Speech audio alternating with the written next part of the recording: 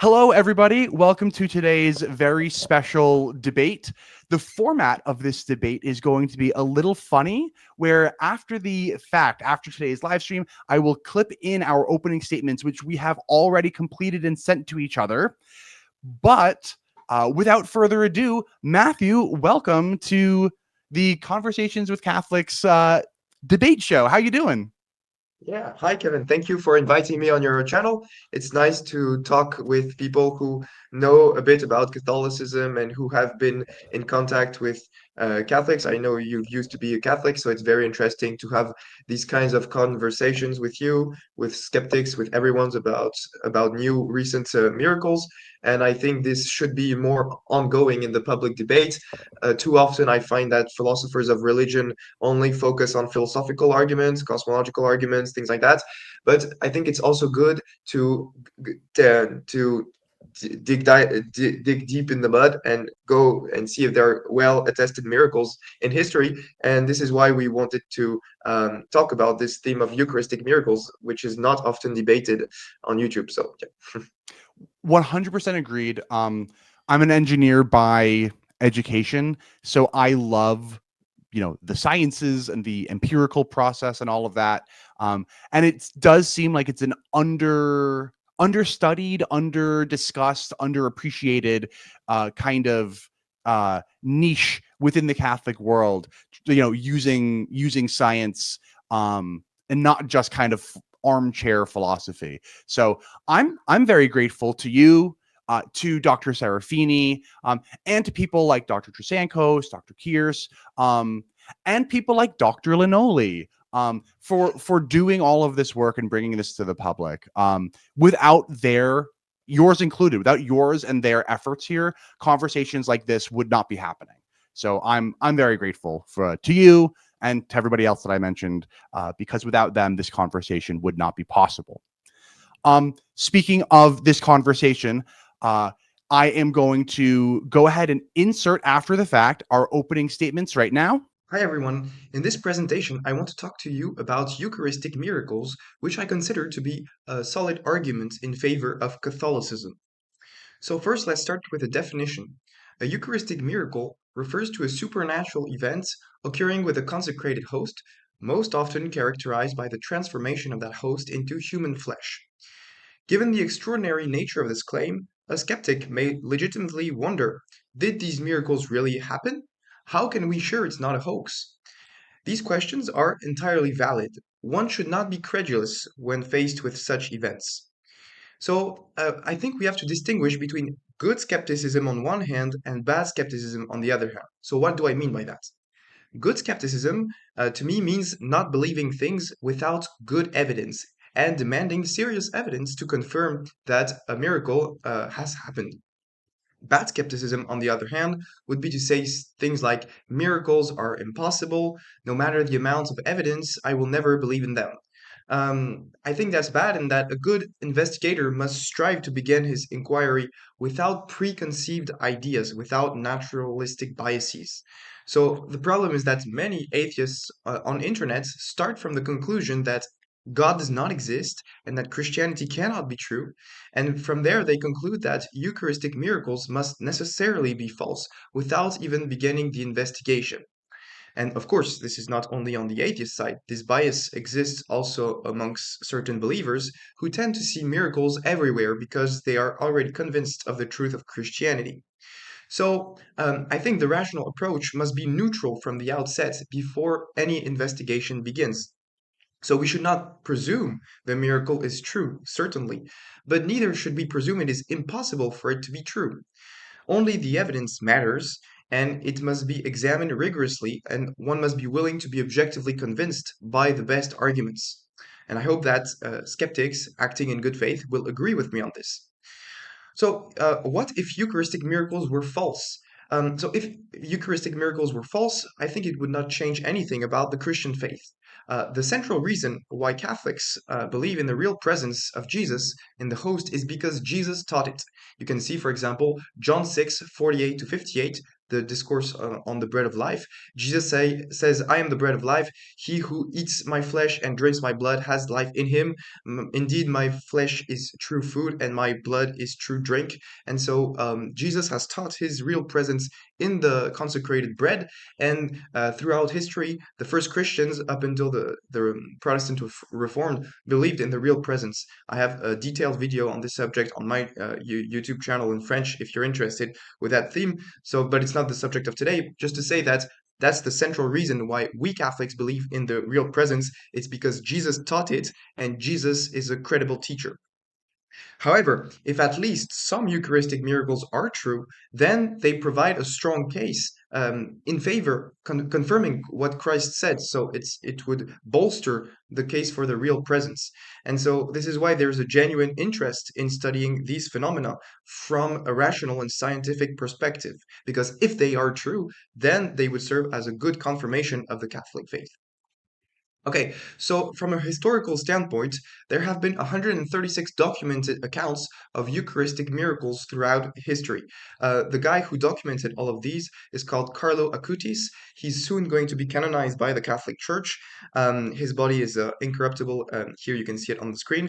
And he wrote a book where he investigated historically all these miracle reports throughout history, and he's counted approximately 136. So he died in 2006. Since 2006, there have been others miracles reported, especially the ones I will show in this presentation. But just to say that the phenomenon of Eucharistic miracles has happened throughout history without interruption. It's not something we invented in the 20th century, for instance. So that's from a historical standpoint. Of course, we won't be able to analyze the 136 cases. That would take way too long. But in this presentation, I want to take a look at 5 cases analyzed by science. And for that, I will be using Franco Serafini's book, A Cardiologist Examines Jesus. So I recommend everyone to buy this book. This is probably the best book that has ever been written on Eucharistic miracles from a scientific perspective. So I really encourage everyone to buy it. So let's start with the first case. The first case is Lanciano. Lanciano is a city in Italy. In the 8th century, approximately towards the year 750, there has been a report that a priest who did not believe in the real presence of Christ, who had some doubts on the subject, during a mass after the consecration, the host turned into flesh and blood, and he showed it to the entire church. Everyone was screaming it was a miracle, and this beautiful sign has been kept in Lanciano since then. You can see it still today. And so in 1970, the scientific analysis wanted to confirm if it was or not a miracle. And so Dr. Eduardo Linoli, who is a professor of anatomy, histology, and clinical microscopy, and who was also the head of service at the hospital of Arezzo in Italy, was called by the Vatican and the Franciscan friars to start his investigation on November 18, 1970. And so he took some samples and went to his laboratory to study what this was from a scientific perspective. And so this article can be found on PubMed. So PubMed, for those who don't know, it's an international library of medicine where doctors, specialists, scientists publish articles on their findings and share it with the international community. And so if you type Linoli on this PubMed, you will find the scientific article he wrote after studying the case of Lanciano. So it's public. And here's the official source. The primary source is in Italian because Linoli was Italian. And his conclusion that I translated in English, published in 1971, said the following thing. Firstly, the miraculous flesh is real human flesh composed of striated muscle tissue from the myocardium. So the myocardium, for those who don't know, is a part of the heart. It's a specific part of the human heart. Secondly, the miraculous blood that they found in Lanciano, in the relic of Lanciano, was shown to be real human blood, and this was shown through the chromatographic analysis. And thirdly, immunological studies showed that both the flesh and the blood were not only of human nature, but also belong to the group AB, both the flesh and the blood. And we will see later that AB is the rarest blood group on Earth. Fourthly, the proteins in the blood were normally distributed just like in fresh normal blood. So Linoli could compare the proteins in normal blood and the proteins that they found in the blood of Lanciano. And Linoli found no histological section that revealed any trace of preservatives previously used for embalming. So nothing was used to preserve the host throughout the years, because this was a host from the Middle Ages, and there was no thing that to preserve it like they do with Egyptian mummies. And so here is the summary that Linoli wrote. It's translated in French, and you have pictures on the right showing the nature of the flesh. So these are in black and white. It's 1970, so it's old techniques, but you could still see the parts of the flesh. And what's very impressive is the preservation of the host. So the fact that the host has been kept in a vessel for hundreds of years does not explain its preservation. This vessel did not block air or bacteria. And so one would expect to find a decayed piece of bread, but that's not the case. Linoli, when I talked about the percentages compared to normal blood and the blood of Lanciano, well, here's the graph showing it. You have the normal values on the right and the values of albumin, globulin, etc. On the left, and you see it almost perfectly matches in many cases. And so this was very rigorous on part of Linoli to do these percentages to compare it to true human blood. And here there's 10 samples with the average you can find for the percentage of calcium, magnesium, and other molecules. And here you have the pictures of the official scientific studies. And you can see on the right, on the bottom right, that there is the scientific article published, and there is the images, the iconographia of Lanciano with the pictures taken by Linoli. So, I mean, it was 1970, but it's still pretty rigorous work for science at the time. And here are other pictures of the flesh, where you can see the details of the sample. And Linoli was not alone in this. So there's a false rumor saying that, well, Linoli was alone in this investigation. That's actually not true, because his results were confirmed by an associate emeritus professor of anatomy at the University of Siena, who is named Ruggero Bertelli. That is what Linoli says in 1971. I must add that this opinion, so the opinion in question is the scientific study, is shared by Professor Ruggero Bertelli, Emeritus Professor of Human Anatomy at the University of Siena. The histological aspects detected in the tissue, although altered by time, are absolutely objective and reliable. So that's what Linoli says in 1971, and the proof of that is on the left. You have the letter signed by Ruggero Bertelli. It's signed on 27th February 1971, and if you read Italian, you will see that Bertelli confirms the scientific results of Linoli.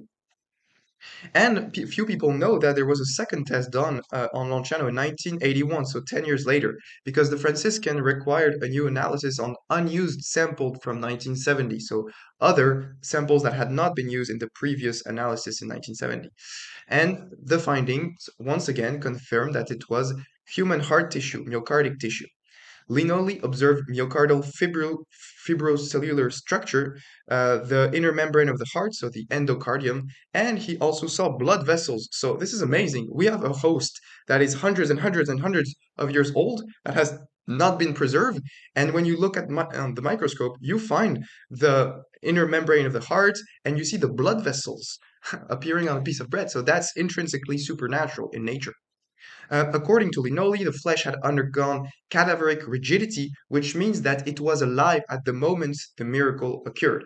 And Serafini explains why cadaveric rigidity implies that the sample was alive at the moment it was collected in his book, if you're interested.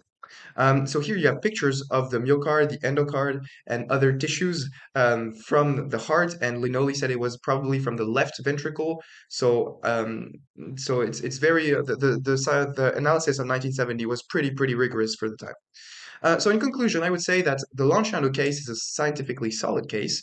Linoli's approach was rigorous. he included samples to ensure the validity of the results, or control samples. He was an honest scientist who did not hide the challenge he encountered. Some tests were negative, and he mentioned it in his scientific paper, showing he was an honest scientist trying to do his job rigorously.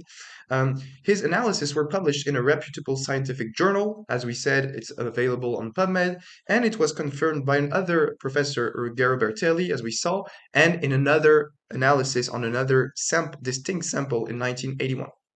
So, some people object that the first historical document is late. It dates from the 16th century, and so historically it's not a very solid case. I would say, sure, the first document we have dates from the 16th century, but that doesn't matter for the miracle in question, because we know where the host is from the 16th century onwards, and we know that the host has been preserved for hundreds and hundreds and hundreds of years in Lanciano, and so even if the miracle occurred like in the 1500s instead of the Middle Ages, like in the 700s, that doesn't change much. We have a very well preserved host, and the scientific analysis of Linoli confirms this miracle independently of the historical questions which can be put aside. So now let's go to a second case, the case of Buenos Aires. Buenos Aires had many miracles, actually 5 of them, that occurred in 1992, 1994, and 1996 in this little church, the same little church, St. Mary's Church in Buenos Aires. And so the first miracle occurred in 1992. And so during Mass, a host started bleeding, and it was sent to scientific studies. The doctor in question who studied it was Dr. Sazot, who was an expert in this domain, and she published the leukocyte formula showing the percentages of monocytes, lymphocytes, basophil, etc. So this is in French, but you get the idea. You have the values from the miracle of the 1st of May 1992, the 10th of May 1992, and compared to the normal values you find in human blood. And you can see that pretty much it fits the normal values you have in human blood. And the only difference is that there's an excess in lymphocytes. And so this excess in lymphocytes show that the patient must have suffered a severe trauma, as Serafini explains in his book. He goes into the scientific details of why the excess of lymphocytes shows this trauma on the patients. But if you compare both the 1st May and 10th May miracle, it looks like it's pretty much the same person, right? So the almost same number of percentages for lymphocytes, that's very impressive. And so here is the final report, the primary source, published by Dr. Sazot. It is signed on the October 29th, 1995, and you have the report in Spanish here if you want to pause the video and read the report. This was the official document. But the miracle of Buenos Aires is most known for the miracle of 1996, which happened in the same church. So it was on August 1996, a host fell during Mass, and it was placed into a pot of water and put in a tabernacle. That's the official Catholic procedure. And 1 week later, on August 26th, the priest went back to open the tabernacle, and he found the host stained in red. So you can see the picture on the right on August 26, 1996. Here's what the host looks like. And so the Father Alejandro Perret, the priest, informed Bishop Bergoglio, the bishop of the diocese, who would end up becoming Pope Francis. And so after a month of waiting, the host was placed in distilled water and remained there for 3 years. And it's only in July 1999 that Bishop Bergoglio finally authorized scientific analysis of the piece of Eucharist. And Dr. Castañón Gomez, a former atheist who converted to Catholicism because he studied Catholic miracles, he's an expert in biochemistry, neurophysiology, and he began his investigation on September 28, 1999, with the bishop's approval. And so he's helped by two other guys. There's Ron Tesoriero, who's an Australian lawyer, and Mike Wilsey, who is a television presentator from Australia too. So these three, they're not the scientists, of course. It's not them who do the scientific studies, but they take the samples to give it to different scientists. And so here is the day they took these samples. So this was on October 5th, 1999. You can see the pictures on the screen. It was all filmed by Ron Tesoriero's camera, so it was very rigorous. We could see everything they did from the moment they took it to the moment they put it in the sample, so the little bottle on the right bottom. And you see, it's not the sample is not named. You just have 26 de Augusto 1996 and 5 October 1999. And so that's just the date of the sample. They did not mention the name of the sample because they would end up showing it to many different scientists without telling them the origin of the host.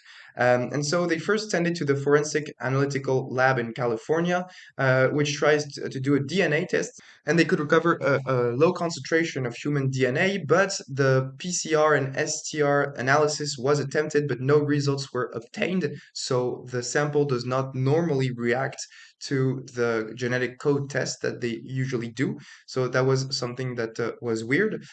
So no genetic profile could be established. But then the team, Castañón Gomez team with Tesoriero and Mike Wilsey, wanted to know if we could see what was this sample in reality, even if we could not detect DNA. And so they went to see Dr. Lawrence in 2000, and they filmed him December 7th. You can find the video on internet. And Dr. Lawrence says face camera that he sees white blood cells that are alive. And this is normally impossible because the host had been kept in distilled water for over 3 years. And distilled water, as you know, is a water without minerals or salts, which is normally hostile to life. And yet, Dr. Lawrence sees face camera white cells being alive. So you can see on his screen on the bottom right, he points to the white cells. And here there are other pictures of the white cells that Dr. Lawrence can see on the microscope. All of this is filmed. You can find it on the channel Reason to Believe. You can see Dr. Lawrence's live reaction.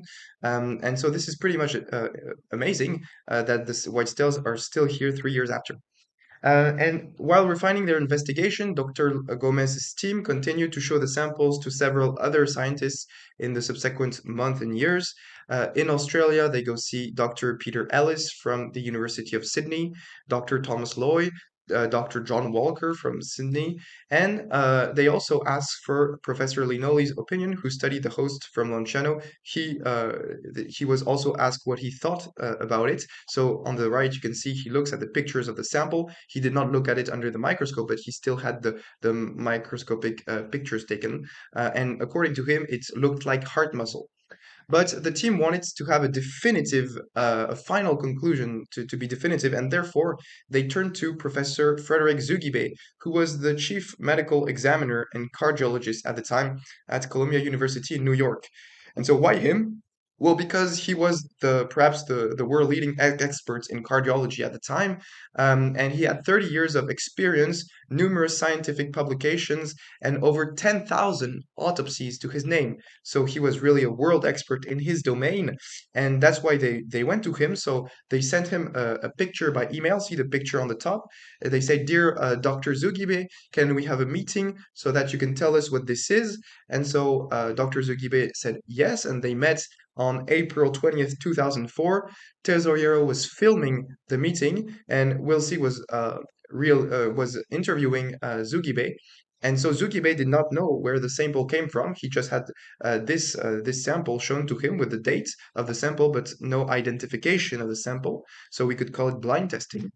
And if you want to see Zugibe's reaction to this, go to Reason to Believe, and you can see at 8 minutes his reaction, his live reaction under the microscope, where he comments what he's seeing. And so this is what he's seeing under the microscope, and directly states, while looking at it under the microscope, "I am a heart expert. The heart is my business. This is flesh. This flesh is heart muscle tissue, myocardium from the left ventricle, not far from a valvular area. It is the muscle that gives the heart its beat and the body its life. This heart muscle is inflamed. It has lost its striation and is infiltrated with white blood cells. White blood cells are not normally found in heart tissue. These cells are produced by the body and they escape from blood and infiltrate the tissue to address trauma or injury. The heart of the person from which this tissue has come has been injured and has suffered trauma. The blood supplies to this heart has been compromised, resulting in necrosis, the destruction of part of the heart muscle.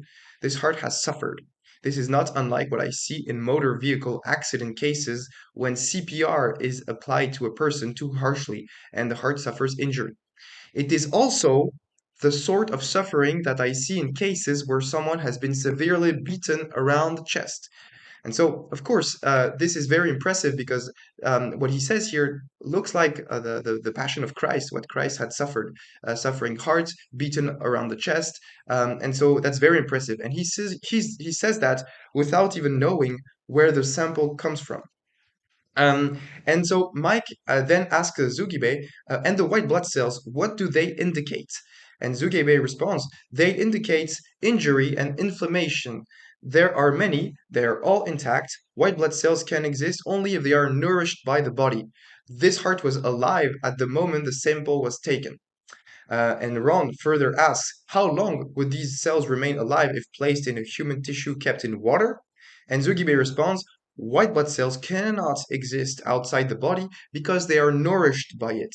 White blood cells normally disintegrate after a few minutes or at most a few hours after removal. And so that's very impressive because the host had been in water for 8 years now. We're in 2004 and the miracle occurred in 1996. And so it's 8 years later, and Zugibe still sees the white blood cells that are alive under the microscope. And that's very, very impressive. And here on March 26, 2005, so almost a year later, Frederick Zugibe signs a letter confirming the analysis he saw on the microscope. And he even says on the letter, I was not informed of the history of the material. And so he's saying basically that they did not tell him the origin of the material. And so this is what we can call blind testing. Finally, they gave these results to Archbishop Bergoglio in 2006, where they met March 17th, 2006. And here are the results, the official results that are published, and that's the Cardinal Bergoglio approved. So you can put pause and read these results in Spanish if you want. Okay, now let's go to Tixla. So we're in 2006 now, 22 October 2006. So here's a quick summary of the facts. So more than 600 people were participating in a weekend, a spiritual retreat with two priests, Leopold Roque and Father Raito. Two nuns were helping to distribute the communion. Suddenly, Sister Areli Marokin, one of the two nuns, turned pale and rushed back towards the altar in tears. And why? Because she showed Father Rarito in the ciborium that a host had become suddenly stained with blood. So you can see the host stained with blood on the pictures on the right here. And Father Rarito saw it and he exclaimed out loud, oh, it's a miracle. And he showed the congregation the host. And so here are more clear pictures of the Tixla miracle filmed on the day it happened. And in the following weeks, Bishop Alejo Zavala Castro, who was the bishop of the diocese at the time, decides to set up a commission of inquiry. And it is based firstly on 17 sworn testimony made by different people, all in agreement, who said they saw the miracle in the church. And 3 years later, the scientific investigation was launched by Ricardo Castañón Gomez and his association, Grupo Internacional para la Paz, because they pay for the scientific investigations. Dr. Castañón described the bishop as someone who is very balanced, not naive, but also somewhat skeptical. So this rejoins what I said about good skepticism in the beginning of this presentation. He does not want to believe the miracle without evidence, but he's somewhat skeptical, but he's willing to go ahead and try this scientific investigations. And so while he remained open to a supernatural explanation, he was in no rush to recognize the miracle in his diocese, and his main concern was to establish the factual reality of what had happened. And so on October 27, 2009, Dr. Castagnon collected 3 samples of the host, and his association then turned to various specialized laboratories in forensic medicine, immunochemistry, and genetics in Mexico, in Bolivia, Guatemala, and in the USA. And each time, the result was repeatedly and independently confirmed by different researchers under blind conditions, meaning without telling the origin of the samples. And so you could see the presentation of the results, the official presentation, in a conference that was held on May 25th, 2013. You can find it on YouTube. Here is the video in question. It's in Spanish, so I don't speak Spanish, but for those of you who speak Spanish, you can go watch it. So here's the summary of the findings. First of all, they found human blood on the host, so not a big surprise when you see the picture. So it's human blood. The sample corresponded to a heart muscle suffering trauma or a heart attack. And Dr. Blanquiet Anya, the cardiologist at the Nuevo Hospital in Colombia, stated that the person to whom the heart belonged had undergone a heart attack or significant physiological stress. And the laboratory GeneX in La Paz in Bolivia notably confirmed the presence of hemoglobin, a protein found only in red blood cells. And finally, the blood group was AB, the same as the one on the host of Lanciano, and this was confirmed by 2 separate laboratories. One is the Corporativo Médico Legal in Mexico, and the second is the GeneX laboratory in Bolivia. And both demonstrated through immunohistofluorescence the presence of the antigens A and B in the examined tissues. And finally, the GeneX laboratory also determined for the first time the RH, the negativity of the RH of the sample. And so this is the first time it happened in the Eucharistic Miracles. And so here is the official document, the primary source from the GeneX laboratory in Bolivia. It dates from 2010, and you can see the results AB, RH negative. And finally, here's the primary source for the full report. So it's 4 pages long, but it was published on PatMed, and you guys can see that it's a rigorous scientific study based on pictures and different independent doctors. And what's very impressive about the Tixla case is that they could show that the blood came from inside the host. So 2 separate studies following different methods showed that the human blood in question came from within the host. So first one in 2009 with Dr. Lazo and in 2010 with Dr. Perez, especially in February 2010, so that 4 years after the miracles, Dr. Rodriguez Perez, who is a digital imaging expert, came to Tixla with a high-powered digital microscope, and he demonstrated the ongoing presence of the flesh of the fresh blood in the stained portion of the host underneath the coagulum. And so this shows that it was not placed there by a fraudster because it came from within the host itself. And so furthermore, they could also show that the white blood cells were alive on the host 3 years after the fact. So in 2009, 3 years after, the white blood cells were still alive. And that's very impressive because that's exactly what we saw in Buenos Aires. Now this is confirmed for Tixla. The exact same scenario has happened in another country with different scientists, different laboratories in blind testing. So it's very, very impressive. And one of these cells called a macrophage was observed under the microscope eating fatty debris. So here's the picture of the macrophage that was captured on the microscope. It's pretty big, but yeah, that's to show that the scientific analysis were pretty rigorous in the case of Tixla. They could see such details. So in conclusion, I could say that the conclusion for Tixla are much the same as for the Buenos Aires case, and I would say they're just as impressive, even if not more, because they were made by different scientific laboratories under blinded conditions, adding additional strong testimony to the reality of these Eucharistic miracles.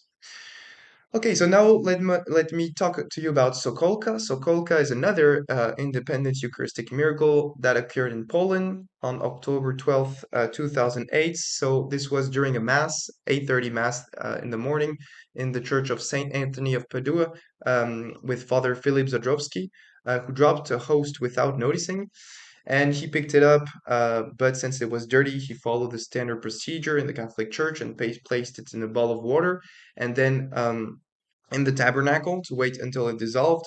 But when they came back a week later on Sunday, October 19th at 8 a.m., the sacristan Julia Dubowska opened the tabernacle and found that the host was partially covered by a red-colored um, and found that the host was partially covered by a red substance, a coagulum-like substance. And so Sister Julia immediately called the priest in charge of the church, and the bishop was quickly informed and asked for the host to be secured. On January 7, 2009, so just a few months later, at the bishop's request, the host was removed from the white linen for further examination. And so you can see that the host was put on this cloth, the white cloth, and they took it off this white cloth and sent it to two experts. So these two experts come from the Bialystok University, and they were chosen to perform the examination. First, we have Stanislaw Sulowski, who is a renowned professor from the Department of General Pathomorphology. He has 286 publications recognized by PubMed, and he is an expert in immunohistochemistry of neoplastic tissues. Maria Zobaniak-Lotowska from the Department of Medical Pathomorphology also has 115 scientific publications on PubMed, and her main expertise lies in hepatology and pediatric gastroenterology. So we have two worldwide experts who are chosen to study this Eucharistic miracle. Maria Zobaniak-Lotowska knew that it came from a consecrated host because she was there when they took it from the host, but the professor Stanislaw Sulowski does not know anything of that, so he's doing totally a blind testing. And so both examined it independently in different rooms, and so they both came with the same conclusion that it is heart muscle, or at least a living organic structure that mostly resembles heart tissue, heart muscle. And they found that the fibers show centrally placed nuclei with segments and delicate microfibrillar formations with disintegration that showed a sign of suffering or damage, so a suffering myocardic tissue. And especially it was impossible to fake, so the heart muscle fibers and the substance of the host were intrinsically intertwined. So you can see on the pictures on the screen here that the degree of microscopic interpenetration cannot be manufactured by any kind of human instruments because you have the substance of the host that is intrinsically linked to the myocardic tissue. And so you cannot make these two linked with human instruments. So that's what convinced Dr. Lotowska that it was supernatural.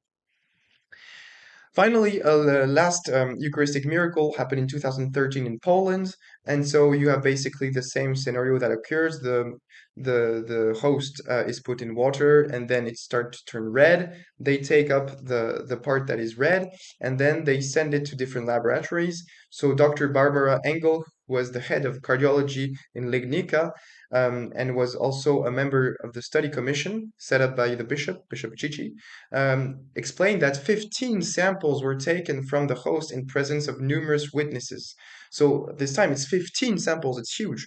And there were control samples who were also used and prepared from non-consecrated hosts taken from the same production batch. And so they did very rigorous studies with controlled non-consecrated hosts. And they sent it to two different universities. And after that, they explained the results. So the summary of the analysis is that the microscopic examination revealed heart muscle with clear signs of fragmentation and suffering. The image closely resembled those previously documented in Sokolka, as you can see on the screen. They did immunohistochemical testing that also revealed traces of human nuclear and mitochondrial DNA sufficient to document the human origin, even though they could not give a genetic code. Finally, the histopathology department of the Faculty of Medicine of Pomerania announced that the striated muscle of fiber fragments in cross sections were discovered in the histopathological images of the tissue samples, and that it strongly resembled the human heart muscle with the presence of alteration frequently observed in cases of agony. So again, we have a heart muscle tissue from the myocardic tissue that is agonizing, and that's very impressive. So here are some pictures of myocardic fibers with fragmentation phenomenon. So this explains why it's a suffering heart. Here are two different pictures, as you can see. That's what they could see under the microscope. And I want to say a quick word about the blood group. So in French, you say groupe sanguin, but I meant to say blood group.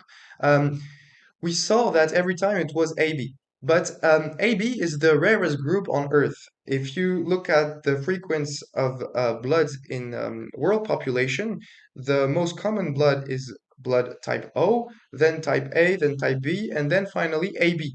And if you look at AB on the screen, the probability to be AB is a 1 to 5% chance. So, I mean, 1 out of 100 or 1 out of 20. So it's very, very improbable to be that is AB. And when you do some blood testing on other tissues from the past, like Egyptian mummies, you see that it's often not AB. It's group A, group B. They even did a study a few years ago on 54 Egyptian mummies discovered in Chile, and they could show a high prevalence of blood group O and a single case of group A. And here's another independent studies of 14 Egyptian mummies. When they do the blood testing, the group testing, they find it's pretty much O, B, A, B. There's only one AB on the screen, so it's very rare to have some AB group testing. And when you look at the Christian relics, the Shroud of Turin, the Suerdom of Oviedo, and the Tunic of Argenteuil, and the two miracles of Lanciano and Tixla. So you see on the screen, there's 5 independent objects: Lanciano, Tixla, Shroud of Turin, Suerdom of Oviedo, and Tunic of Argenteuil. Every time we did blood testing on these tissues, we always found AB, AB, AB, AB, AB, AB, AB, AB, AB, AB. 15 different tests. So you can see all the tests that were done on the screen and the year it was performed. Also the method, it was not always the same method. Some people object by saying Lanciano is old, it was in the 1970s, they use absorption elution, but that's not the only method that was used in all of the 5 relics. As you can see on screen, they use immunofluorescence, mixed agglutination, absorption inhibition, flow cyclometry, and reverse grouping. So these are independent type of testing methods, and they always come with the same results, AB. So that's very impressive. And when you look at, as I said, at what they did with Egyptian mummies, you almost never find AB. So that in itself is a very powerful argument for the supernatural reality of these tissues. Because the probability of obtaining 5 samples in a row with AB by pure chance is 1 out of 20 to the power of 5, and that's 1 to the power of 3,200,000, which is very microscopic. Compared to this, the probability of being struck by lightning is 1 in 15,300, according to American statistics. There's also an interesting detail in Tixla. We saw the RH was negative, and that further reduces the probability of the fraud. Serafini says that 15% of people on Earth are RH negative. That reduces to the probability of 1 in 133 just for Tixla. And so, yeah, that's pretty impressive. And yeah, we could say that this in itself is an argument for the supernatural reality of these tissues, the possibility of finding 5 times in a row AB, AB, AB, AB. That's very improbable, especially at the time. No one knew the existence of blood groups, putting Tixla apart. At the time of Lanciano, the Shroud of Turin, the Suerdom of Oviedo, the Argenteuil tunic, no one knew the existence of blood groups because that was discovered in 1902. So no one in the Middle Ages could try to find someone with AB blood to put it deliberately on the host of Lanciano, on the Shroud of Turin, on the tunic of Argenteuil, and the Suerdom of Oviedo, because at the time no one knew the existence of different blood groups. So that would be in principle not possible to do. And so let me say a last word about DNA. DNA, as we said before, they saw that it was human DNA, a very low concentration, but they could not give a detailed genetic code because the PCR and STR analysis were attempted, but they failed. No results were obtained, and it's the same for Tixla. And so you have no results for the genetic code. And so here's what you obtain for Tixla. On the left, you have a normal profile, genetic code profile. On the right, you obtain something that is totally unreadable. This is totally unreadable, and so it's like if the DNA didn't want to let itself be read by the test. And so, from a theological perspective, Christians can explain that by saying that God doesn't want to reveal too much, doesn't want to reveal Christ's DNA.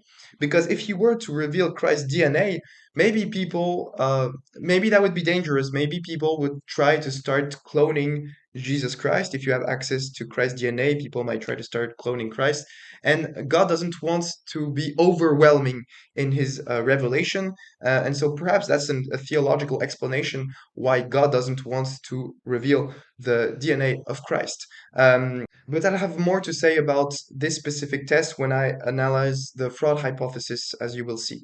Now, let's give a general scientific summary of all the Eucharistic miracles that have been studied by science. So we can say that in the case of Lanciano, Buenos Aires, Sokolka, Tixla, Legnica, each time, 5 times out of 5, it turned out that it was heart muscle tissue, a suffering heart. Um, and whenever the blood group was investigated, it was always, always, always AB, which is the rarest group on Earth. That in itself is sufficient to establish the supernatural aspects of these miracles, any of these two elements. Even though the DNA is present, but the genetic code is unreadable and the samples do not react normally to standard STR testing. Perhaps, as I said, is God wants to stay hidden on this and not reveal too much, not reveal Christ's DNA. He might have good reasons for that, especially, as I said, people who might try to start cloning Jesus Christ. So now let's come to skeptical objections to Eucharistic miracles. Skeptical objections, not all of them, but most of the time, they often presuppose the truth of atheism, which maintains a priori that miracles are impossible. And I would say that is ideological dogmatism if you hold to this position. Unless someone demonstrates the non existence of God and refutes all the arguments for his existence, we must at least remain open to the possibility of miracles and consider a priori that the probability of a miracle occurring is strictly superior to zero. Furthermore, a skeptic has to propose a plausible alternative scenario, an explanation accounting for all these independent events that strikingly resemble the Passion of Christ. So, what if you reject a Eucharistic miracle? Well, basically, you're left with two possibilities. First possibility is misidentification, so the scientists were honestly mistaken. And the second possibility is that there was a fraud involved, so these guys deliberately deceived us. So let's talk about the misidentification hypothesis first. So some skeptics say that the bacteria Serratia marcescens bacterium might contaminate the bread, causing the red pigment. So the fact that the host turns red, according to them, is explained by a bacterial contamination. This is what Kelly Kerr says in his article on Eucharistic miracles. He says, although not regularly verified, contamination with the bacteria Serratia marcescens has been suggested as a causative agent for the appearance of fresh blood on the communion bread. And so he makes an experience in his article with hosts that are dirty and are put into water. And he says that of all these non-consecrated hosts, there's approximately 15% of them that end up turning red in some circumstances, and that is because of the Serratia marcescens. So what to answer this? I would say, first of all, that does not explain things like Lanciano and Tixla, because this occurred not a week after, not 7 or 8 days after. That occurred during Mass, instantly. And the Tixla Mass, you can see the priest with the host, it happens instantly. So you won't have this explanation of the bacterial contamination coming a week or two later. But second of all, I think in general, the misidentification hypothesis is not credible because doctors, cardiologists, and pathologists are perfectly able to distinguish a bacterial contamination from an agonizing heart muscle. Saying otherwise disrespects their credibility and training. Scientists from different countries with different specializations came to the same conclusion. This cannot be just a simple confusion. So Dr. Serafini says this in his book, A Cardiologist Examines Jesus. He says it should be clarified once and for all that any microscope, even the one they gave me as a present for my first communion as a child, can deliver justice after all this nonsense. A colony of red-shaped enterobacteria indeed looks completely different from a striated heart muscle tissue. Even in the first year of medical school, in any histology course, students are taught about distinguishing the different tissues of the human body. Being unable to distinguish bacterial contamination from an organized tissue means failing grade. It's like if a pilot with 30 years of experience were accused of being unable to tell apart a runaway from a potato field when landing his plane. So Serafini says this with a lot of humor, but the idea is this. It is perfectly irrational to accuse all these different scientists in different countries at different time, saying that they're stupid enough not to be able to distinguish bacteria, contamination of bacteria, and myocardic tissue agonizing. I mean, any scientist can distinguish that, especially cardiologists, people who are specialized in the heart, like Zugibe, like the ones who studied Sokolka, Legnica, Tixla. They're all able to distinguish bacterial contamination from a suffering heart muscle tissue. I mean, saying otherwise is just saying that these doctors are stupid. So that's not it's not credible to think that in these five independent cases, every time there was a misidentification. Okay, so now there's the final option is general fraud. This is what I would hold to if I were an atheist. I would be forced to hold this, and I think it's still not credible either, because it would require a team of evil fraudsters substituting the samples with agonizing human heart muscle, preferably from the left ventricle, and sometimes with AB blood, and giving it to different independent scientists without any of them ever admitting any deception. I think it's not credible to think that a fraud was perpetrated by evil Christians who could have orchestrated these five independent Eucharistic miracles, which happen in different countries in different periods of history with different people. And so we can look at all of them individually to show that the fraud is not credible in each of the five cases.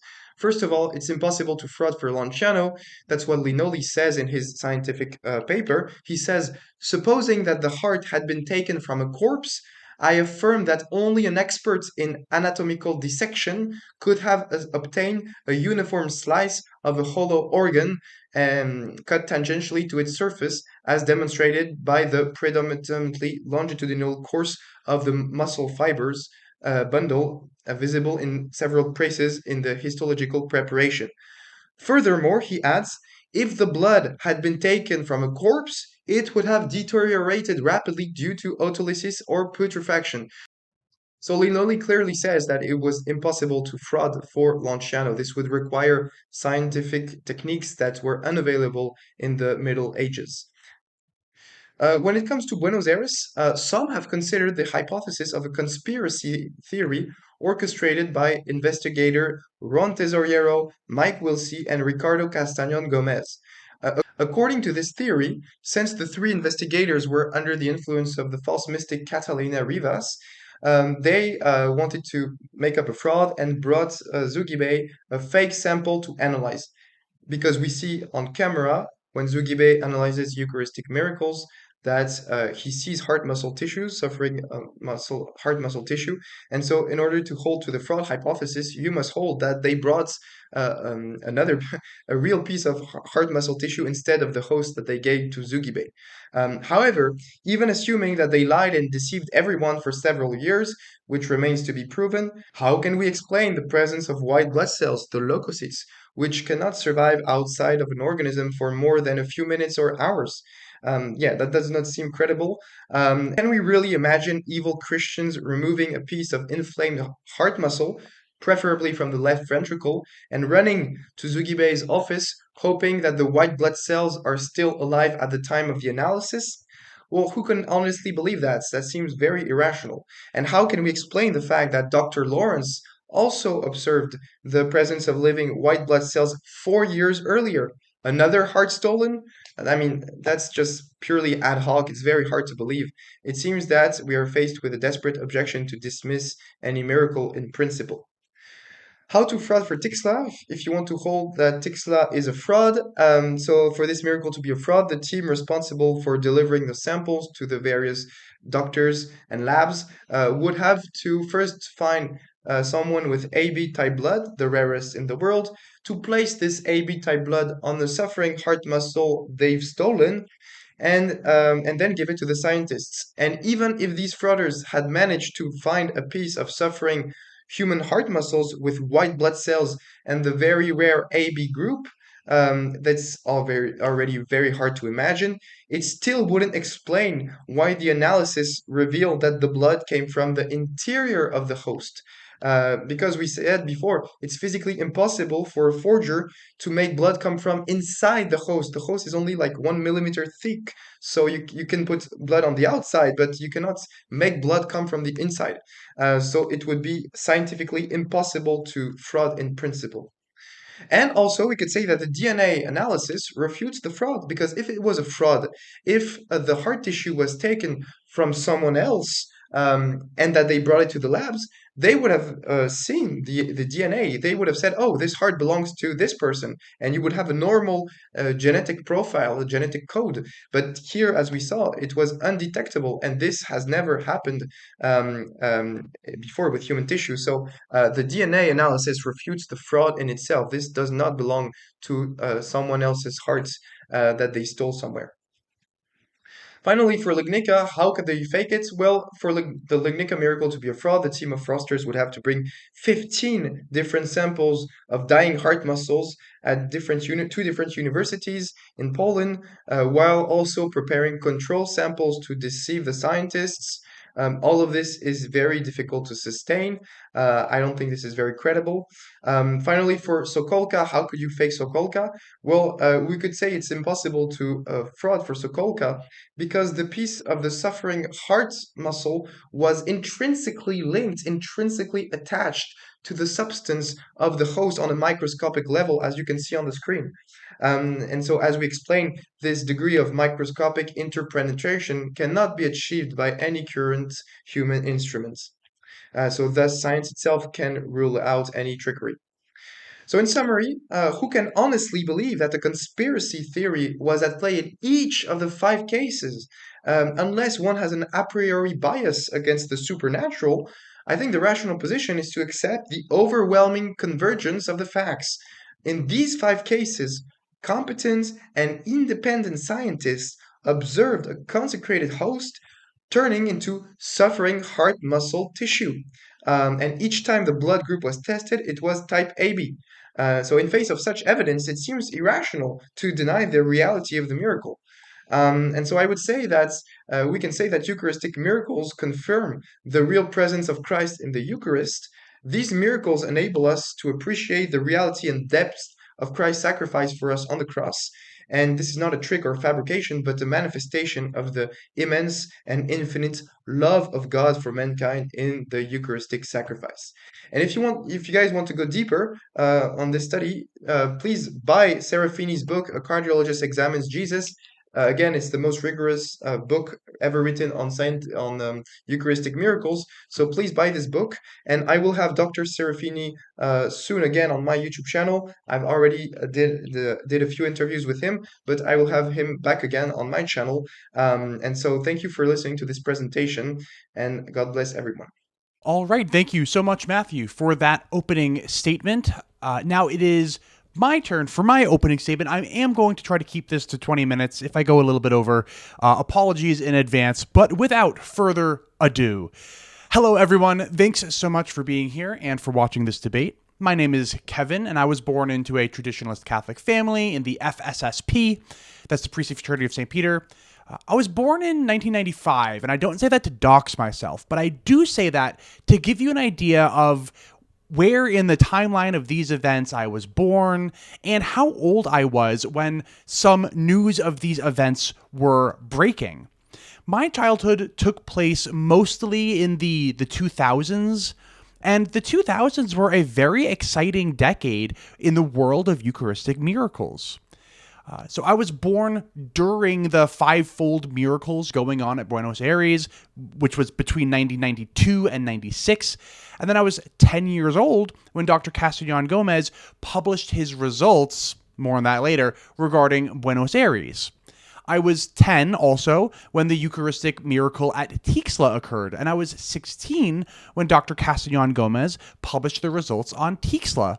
I was 12 when Sokolka happened, and 13 when the local bishop gave the Eucharistic miracle of Sokolka his approval, at least giving permission to the faithful to venerate the relic. And then when I was 22, I officially left the church. I mean, not really, but I stopped practicing. How? How could I leave when I grew up with these stories of Eucharistic miracles, when the science is so certain? I remember looking into these miracles when my family was trying to convince me to stay Catholic, and being shocked at how little information I could actually find, at least at that time. I could only find information on clearly non-academic, non-scientific blogs and such. So I left the Catholic Church in 2018, but with a nagging worry that what if the science was indeed as certain as these blogs made it seem? Well, since 2018, some very useful books in scientific journals have come out, a lot of which were written by faithful Catholics. On October 19th, 2021, TAN published a book about the Eucharist called Behold It Is I by Father Elliot and Dr. Trisankos. Parts 1 and 2 of this book are theological and are written by Father Elliot, but the third part of the book is about the science of Eucharistic miracles and is written by Dr. Trisankos. On November 22nd, 2021, only 1 month after Behold It Is I was published, Sophia published A Cardiologist Examines Jesus by Dr. Serafini. On October 30th, 2024, Dr. Kearse published a paper called The Relics of Jesus and Eucharistic Miracles in a journal called Forensic Science, Medicine, and Pathology, and he published another paper a month later in the Journal of Forensic Science and Research called Scientific Analysis of Eucharistic Miracles. It is these works that allow Matthieu and I to even have this discussion today. So I am very thankful to Doctors Trisankos, Serafini, and Kearse, and more for their contributions to this field. So, if some of you in the audience don't know me, you may be asking, Kevin, did these 3 PhDs convince you that Eucharistic miracles are indeed legitimate? And should we be expecting Kevin to revert back to Catholicism any day now? Unfortunately, no. As it turns out, the science is not so certain after all. In fact, 2 of those 3 PhDs that I mentioned on the last slide actually doubt that these Eucharistic miracles are legitimate. As you already put together, Dr. Serafini does indeed think that these miracles are legitimate, but Drs. Trisankos and Kearse do not. On the slide here, you will see a quote from Dr. Trisankos' Substack. She recounts how she felt as she was researching for the book. Dr. Trisankos thought that researching for the book would give her the chance to surely find the data that she had been missing, but she only wound up more frustrated than ever. No transparency, no methods or explanations, and very little data. The conclusions did not follow. They were exaggerated and unsupported. And she had to write a book about these supposed miracles? She thought to herself, great, I get to be the jerk who points this all out. It would be so much easier to go along with the stories. Here's a chemist who became Catholic and she says the science is solid. Hallelujah. But the science isn't solid. How can Dr. Trisankos say that the science isn't solid? We just heard Matthieu's opening statement, and sure, Behold It Is I was published a month before A Cardiologist Examines Jesus, but that Substack article that we just read from was published in December of 2024. So surely Dr. Trisankos is aware of Dr. Serafini's book and the science contained within it. Dr. Serafini is convinced. Why isn't Dr. Trisankos? Well, this is a huge question, and it's going to have a case-by-case answer. the reason why anyone believes or disbelieves in the miracle of Buenos Aires will be different than their reasons for Lanciano, which would be different than their reasons for Tixla, etc. And I do want to get into each specific one later this morning when Matthieu and I have an opportunity to talk to one another. But for my opening statement, I'm going to keep things hopefully at a higher level, more concerned with methodology than with individual cases. So, if I am going to agree with Dr. Trasancos about how these Eucharistic miracles are not solid science, I should probably explain what solid science is. To do so, I'm going to hop onto clinicaltrials.gov. I work in pharma, so I am reading scientific protocols for work every day, and I thought it might be useful to show all of you what a scientific protocol looks like. FDA requires that any drug to be sold in America have its protocol uploaded to clinicaltrials.gov. And so I went onto that website and I searched for a heart-related study, which has already been completed. And I found this one, a multi-center open-label dose-ascending study to evaluate the safety of NH002 as a contrast agent in cardiac echocardiography. This study was sponsored by a company that I have never worked for, Trust Biosonics, and so I felt fine using this one as an example. This protocol is 69 pages long, and honestly, this is quite short compared to the protocols that I am reading every day for my day job. But within these pages, you will find a plan to determine whether or not NH002, an experimental drug, is safe. This is a phase 1 study, so we're not even really checking to see if it's effective yet, not as a primary endpoint anyway. The primary endpoint is just the safety. But even in these small phase 1 studies, we will still see the hallmarks of good, solid science. In section 2, we see the synopsis of the study. 36 patients will be enrolled into 3 different groups, each one getting a different dose of NH002. There are clearly defined inclusion and exclusion criteria as to who gets to participate in the study and who does not. Page 28 includes blinding information. The people who are making the decisions on whether or not the drug is safe will not know which cohort the patient is in. And every single one of these study protocols that you will ever read will contain a table like this one here, called the Schedule of Assessments, or sometimes the Schedule of Events. This table shows you what you're doing and when as part of the study. For example, take a look at that red arrow that I threw in there. It's pointing to CBC, or complete blood count with differential. That's just a blood test to make sure that the patient's blood isn't showing any signs that this drug is doing something bad to them. This CBC test will be performed before the new experimental drug is given to the patient, 60 minutes after it's given to them, 120 minutes after, 240 minutes after. So that means that the nurse is taking a blood sample 4 times from each patient just to make sure that they are still healthy after being injected with this new experimental drug. I have participated in clinical trials myself, so I can speak to firsthand what it's like to have a whole bunch of blood taken from you after you're given an experimental drug. And none of this even speaks to a totally separate document called the Central Lab Specification document. If a certain study is going to be heavy on the analytical testing and there are going to be samples coming from multiple different hospitals around the globe, then that study would likely employ a global central laboratory. This central lab is, well, exactly what it sounds like, a centralized location to do the testing, so that we know that all the samples are being treated the same. And these central lab specification documents get hyper specific. You know, things like, for this sample, you'll collect them in this kind of tube, and then you'll invert the tube this many times, then you'll centrifuge the tube for this duration at this speed, and then after that, you're going to aliquot that into this many tubes, and then you're going to freeze them, and then you'll ship them to this address, and either they'll be tested on this assay at that address, or they'll get forwarded on. You get the idea. I used to write these central lab specification documents as my day job, and I used to work for one of the companies listed on this slide here. I don't anymore. But between me participating in clinical trials in the past and me working on them, I still work on clinical trials for a living. Between the two of those things, I like to think that I understand what solid science looks like. And sadly, that just isn't what we see in these Eucharistic miracle cases. I have never seen a Eucharistic miracle testing protocol. not in any of the books published by Dr. Ricardo Castellan Gomez, Mike Willesee, Ron Tesoriero, or Dr. Serafini. Now, Dr. Serafini's book isn't a primary source, so maybe I shouldn't expect to see a protocol there, but like maybe in like the works cited, you know, in the bibliography of Dr. Serafini's book, but I haven't. You don't see this. You don't even see this work being published in journals.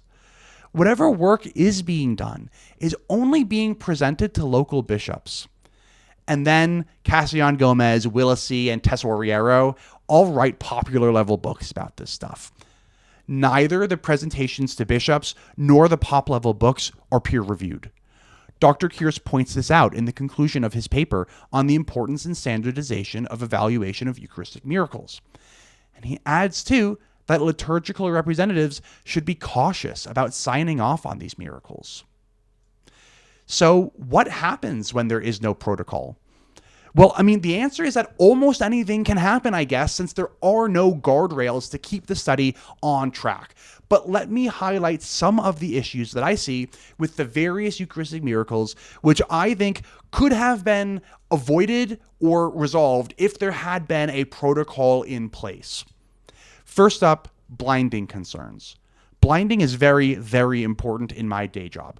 When a pharma company is trying to see if a drug works, the various regulatory bodies, such as FDA, make it illegal for these companies to know who is on what drug or on placebo, or if they're on the drug, what dose. Studies with insufficient blinding will not be approved by these regulatory agencies. And in the Eucharistic miracle cases, I am not aware of many where there was any blinding. I'm actually not aware of a single one where a Eucharistic miracle was submitted for analysis alongside a sample of real muscle tissue and alongside an unconsecrated host that was like treated in the same way and alongside, like for instance, maybe some fungus or something like that. I'm not aware of any of them that actually go to that level. There is basic blinding, and we'll get to that in a little bit. But Dr. Serafini agrees with me on this concern. He calls it a weakness of Lanciano that Dr. Linoli took all the samples from the host of Lanciano himself, tested them himself, and then wrote the report by himself. Interestingly, his report calls the host, Dr. Linoli, the guy who did all the testing on Lanciano, the miraculous flesh and blood of Lanciano, literally in the first paragraph of his report. So it seems to me like there was never a doubt in Linoli's mind that this was already a miracle before he started testing, but that's neither here nor there. To give credit where credit is due, apparently Legnica did employ blinding, but like all other Eucharistic miracles, the results were never published. So I can't really say anything about how good the blinding was, and I can't compare the results from the real sample to any of the controls because nothing was published. Another problem with not having a protocol is that not all of the samples had the same testing performed on them. For example, DNA testing was not performed on Lanciano. Now, that Lanciano does get a pass because DNA testing was in its infancy back in the 70s and early 80s, but it also wasn't for Sokolka. But DNA testing was performed at Buenos Aires, Tixla, and Legnica. Why wasn't it performed at Sokolka? Who knows? There's no protocol that requires anyone to do any DNA testing, so why would it happen in the first place? What about blood testing? Folks love to talk about the AB blood, right? Blood typing was performed on Lanciano and Tixla, but never at Buenos Aires, Sokolke, or Legnica. What about blood chemistry and hematology? In this category, I am counting disconfirming results too. So, for instance, the 1992 sample from Buenos Aires had a negative test for the presence of hemoglobin, but I gave it a yes because, like, hey, at least testing was performed. Same at Legnica, an immunohistochemical marker test yielded negative results there. But the most consistent test performed is literally just looking at the sample on a slide under a microscope after it had been prepared, stained, and put on a slide. And evidently that didn't even happen for the 1994 Eucharistic Miracle of Buenos Aires. Why are we so inconsistent with what testing we even do? Because we have no protocol. Why would we expect consistency if we don't have a protocol? Another concern caused by the lack of having any kind of protocol is something called testing into compliance, which is something that FDA calls unscientific and objectionable under current good manufacturing practices, CGMPs. FDA defines testing into compliance as a strategy of repeated testing until a passing result is obtained, then disregarding the out-of-specification results without scientific justification. That is exactly what Dr. Ricardo Castellan Gomez did regarding the 1996 Eucharistic miracle at Buenos Aires. He sent that sample to the following labs with the following results. First, it went to Forensic Analytical in Hayward, California, and Forensic Analytical said no known morphological features could be recognized. Second, it went to Dr. Robert Lawrence of Delta Pathology in Stockton, California, and Dr. Lawrence said, I think it's epidermis, the outer skin layer. Third, it went to the University of Sydney with Dr. Peter Ellis, and Dr. Peter Ellis also said it was skin. Number 4 went to Dr. Thomas Loy at the University of Queensland in Australia, and again said it was skin. Number 5, Dr. John Walker in Sydney believed it could have been muscle tissue. Number 6, it went to Dr. Linoli in Italy, and that should sound familiar from Lanciano. Why are we picking our scientists again? This is weird. Regardless, Dr. Linoli said it could be heart tissue. And finally, number 7, the sample was sent to Professor Zugaba, the chief medical examiner and cardiologist in Rockland County in New York, and he said that it was heart tissue. This is a clear example of testing into compliance. And if a pharma company did this, there would be billions in fines and potential jail time for the people involved in the study. And billions is not an exaggeration. There have been multiple billion-dollar fines for off-label promotions. GSK was fined $3 billion in 2012 for offering kickbacks to doctors for prescribing Paxil for pediatric use before any pediatric safety data was available. So something that bad could be billions of dollars worth of fines. But again, there's no regulations in Eucharistic Miracles, so go ahead, just test it into compliance. None of this is peer reviewed. Ignore the 5.5 misses, count the 1.5 hits, and then call it a day. Publish it, put that in front of some bishops, publish it in a popular level book, and call it a day. Who cares? There's no protocol. Okay, so we get it. They should have had a protocol, but they didn't, and because they didn't, the testing was inconsistent and lacked peer review and lacked blinding. But all we have is what we have. So we need to decide on whether or not these Eucharistic miracles are real miracles or not based on the science that we do have, right? Not the science that we don't have. And what we do have, though perhaps inconsistent, looks pretty compelling, right? So we should believe that these are Eucharistic miracles, even if we should also wish that there was a protocol and maybe even push for retesting of some of these samples and stuff. But in the meantime, we should believe, right? No, we should not. Why not? Because so much of the evidence that people like Dr. Ricardo Castellan Gomez, Ron Tesoriero, and Mike Willesee, so much of the evidence that they point to is also evidence of simple contamination. Let me explain. So Lanciano and Buenos Aires both tested the blood type and found it was AB, right? So the blood of those hosts was blood type AB. Not so fast, says Eucharistic minister and Catholic scientist Dr. Kelly Kears. Dr. Kears points out that a sample could test positive for AB without any red blood cells even being present. And here's the thing, Dr. Serafini knows this. In chapter 11 of his book, he points out how a 1977 study of Israeli skeletons wound up testing that 51% of those people had blood type AB, when we know that it's only like 5% of them should have had blood type AB. Dr. Serafini does add, but that was 1977, and today we have better methods. Well, since Dr. Kears's 2024 paper came out, in which, so he was critiquing Dr. Serafini's 2021 book. Dr. Serafini wrote a paper in March of 2025 in response to Dr. Kears's book, in which Dr. Serafini says that Dr. Kears was not without good reason to call out this problem with the AB blood type. But Dr. Serafini cautions against rejecting an important wealth of knowledge obtained by authoritative researchers who applied rigorous scientific standards to their studies. Well, then in April of 2025, Dr. Kears wrote another reply to Dr. Serafini, and Dr. Kears writes that Dr. Serafini's main concern is that excessive scientific prudence will put people off of a topic such as the study of Eucharistic miracles. Unfortunately, this viewpoint fails to realize that incautious scientific investigation of such subjects may, in fact, be of much greater harm in the long run. I can speak to this in person. I have explained all of this information to many Catholics, and I've seen them deflate when they learn the truth that scientists like Dr. Trasankos and Dr. Kears are trying to explain to people. That you shouldn't put your faith in these Eucharistic miracles because the science just doesn't hold up. And the blood typing, that's not my only methodological concern here. In fact, my biggest concern is about DNA.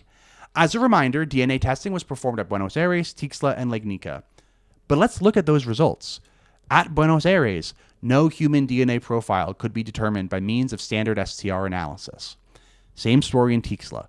No protein coding gene sequences could be identified in, nor could any useful genetic markers be amplified.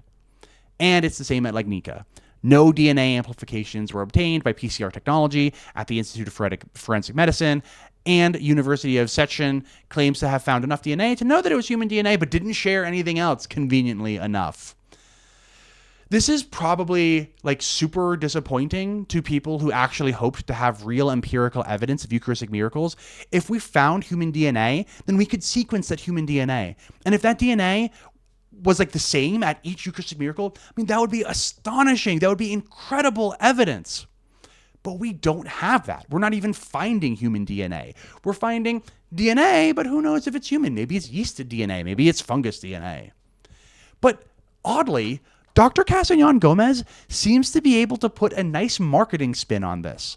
Dr. Castellan Gomez says that the lack of DNA results is somehow evidence of supernatural DNA. But Dr. Trasankos, in her book, which came out a month before Dr. Serafini's book, points out something crucial. What Dr. Castellan Gomez points to as evidence of supernatural DNA is also just evidence of no DNA. And what's more likely? That we test for DNA and we don't find any human DNA? What's more likely? There's actually no human DNA, or there is human DNA, but it's supernatural human DNA, and that's why we're not finding it, right? Like there's an invisible elephant in the middle of this room right now, and he's also intangible, but he's there, I promise. That's the extent of what Dr. Castellan Gomez is saying. I have a hard time talking about this without a look of incredulity appearing on my face because of just how strange it is to me that somebody who, Dr. Ricardo Castellan Gomez, he has a PhD in something. He's not a medical doctor, but he has a PhD in something. How can he think that this is evidence of supernatural DNA? I have my theories for why he thinks that, and I look forward to getting to that in the in the dialogue section. Dr. Kears makes the same point that Dr. Trasankos does. Dr. Castellan Gomez is over-exaggerating his findings. The low concentration of human DNA that was recovered is characteristic of contaminating DNA, the likely result of someone touching the sample.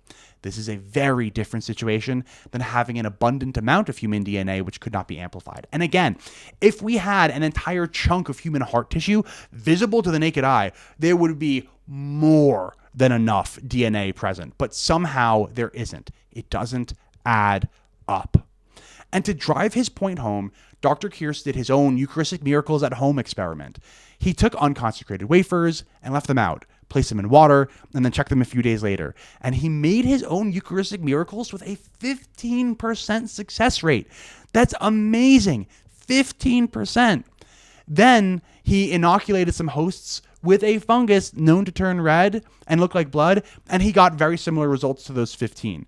He even took DNA samples from that host that he inoculated, and he was able to replicate the whole, we got DNA, but we couldn't find the human STRs thing that was going on. And what does that tell you? That this is probably just evidence of contamination. Wait, so are you saying that this has been contamination the whole time? Are you saying it's been fungus the whole time? That's what Dr. Kears did. He inoculated the host with fungus, and then he got human DNA, but not human DNA, just DNA. So Kevin, has it been fungus the whole time? Yeah, probably. I mean, I think so. I mean, in addition to the work that Dr. Kelly Kears did, which shows that all the evidence that Dr. Castellan Gomez points to as evidence of the supernatural of these miracles is also just evidence of contamination, we also have news headlines like these. St. Paul, 2011, fungus.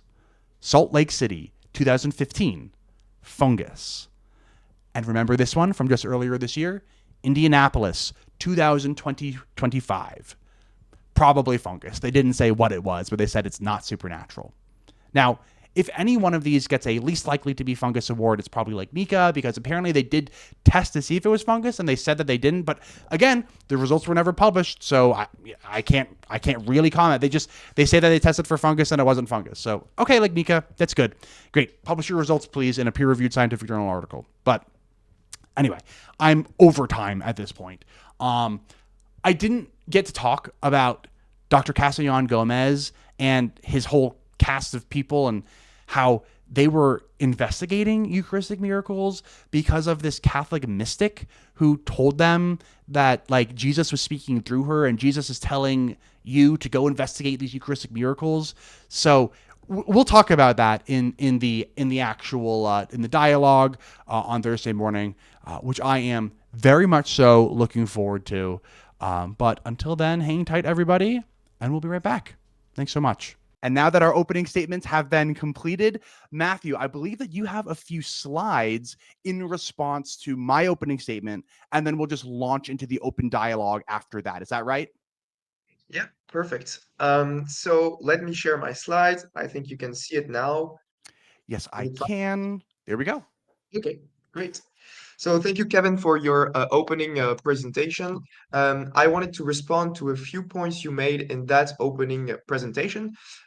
You talked about the fact that there's no peer-reviewed journal articles about Eucharistic miracles, and I had a few thoughts and responses to that objection. First of all, I would say that in the context of Eucharistic miracles, only the bishop has the authority to decide what to do with the samplings. So you cannot just treat it like any other material for peer review, since for believers, the material in question to be analyzed has unique characteristic of sacredness and preciousness. So it's not just like any type of samplings you could set to peer-reviewed papers.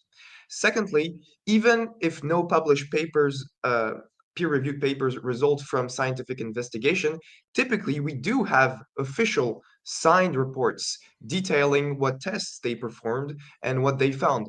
So I don't see why we should be demanding published peer-reviewed articles in addition to that.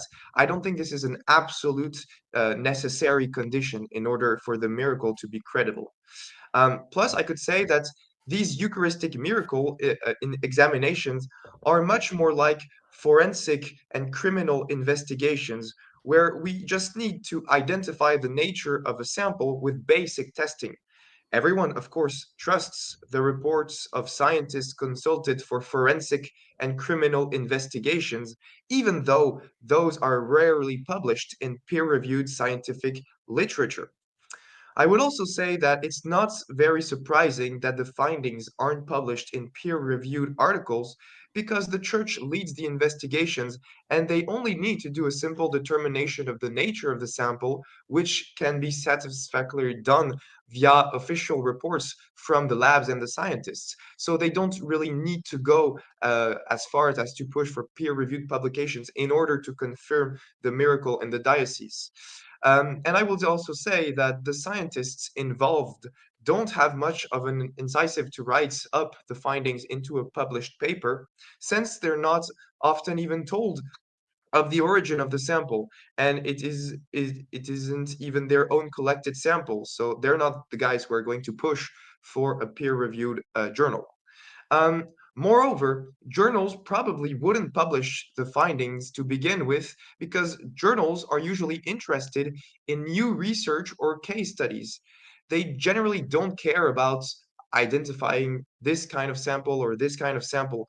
Journals don't care if you were to send an unidentified sample and identify it as a certain kind of tissue or with a certain kind of blood type. That's not a study case they're interested in. It's not what they want to publish in peer-reviewed journals. Of course, here Kevin might object that in these cases, journals would be interested in a case study of a miracle, bread turning into heart tissue. But journals are very unlikely to take an author seriously if they say some identified heart muscle tissue came from a consecrated host. So again, there's not much of an incisive to submit to peer-reviewed journals, given that they almost certainly won't accept the article in question. I would also say that peer-reviewed journals will gladly publish things that are hostile towards miracle, but very rarely articles that are in favor of it. Why? Well, because peer reviewers are very often hostile towards the supernatural in general. They have a naturalistic bias, and here you can see the case of the physical death of Jesus Christ. I put on the slide, and here are articles trying to debunk the real presence of Christ in the Eucharist. So that's the kind of things that are more going to be published in these kinds of peer-reviewed journals, but they're not interested in having things that confirm the supernatural, because in universities you have a form of naturalistic bias. Finally, I would say that even you, Kevin, you rely on scientific determinations of consulted scientists and laboratories when you point out that many cases of potential Eucharistic miracles turned out to be false, or fungi or bacteria. That's what you say in your video. So I would say those findings weren't published in a peer-reviewed journals, yet you trust them because you put them in your video. So therefore, I would say that your criticism is kind of inconsistent on this point, because I don't think there's an absolute necessity to always have peer-reviewed journals in order to establish a scientific investigation of a sample. Secondly, you object with the method. You say there's methodological flaws in Eucharistic miracles, and you accuse them of having no standardized protocol in your video. And so I would say that I agree with you. It would be better and ideal to have an absolute standardized protocols for sure, but I think what we do have is enough. The labs have protocols for various tests they're going to do. They have certain blood tests, tissues tests, pathological tests. The protocols are up to the laboratories and the scientists, not to the leading investigators. So the investigators are not at fault here. They just give the samples to the lab and the scientists and ask, what is it? And then they leave the protocol up to the labs or the scientists. So it's not their fault of the no standardized protocol. Even though I agree with you, it would be good to have a standardized protocol for the future of Eucharistic miracles. Then you object in your video by saying there was no blinding. And so you say that blinding in most Eucharistic miracle cases lacked any testing that was blind. I disagree with that. For launch, it's true for Lanciano, you're right, but I don't think that changes the rigor and the protocol provided by Linoli in his published scientific article in a journal. Most importantly, Linoli had no prior expectation to find heart tissue with AB type blood, since this was the first time this had been tested on a Eucharistic miracle. And so, since it was the first time it happened, he had no preconceived idea of what he was able to find. So, the fact that he didn't do it with a blind test, that's not going to influence him much on finding heart tissue. Secondly, I would say this is false for Buenos Aires. All the doctors who examined the samples from 2000 to 2004, so from Lawrence to Zugibe, they didn't know where the sample came from. And here's even Zugibe admitting it in his own letter in 2005, which is here on the screen. He says, as you can see, I was not informed of the history of the material. And so he even confirms that he did blind testing. And then I would say it's false for Tixla, because blind testing was done in every independent scientific lab that it was sent to. It's also false to say there was no blind testing for Sokolka, because Dr. Sulovsky did not know the origin of the sample, and he came to the same conclusion as Dr. Lotowska independently. So there was blind testing in both Tixla, Sokolka, and also in Legnica. It's even mentioned in Serafini's book, because they took sampling procedures, as you say as Serafini mentions in his book, and they took even control samples who were set up with non-consecrated hosts.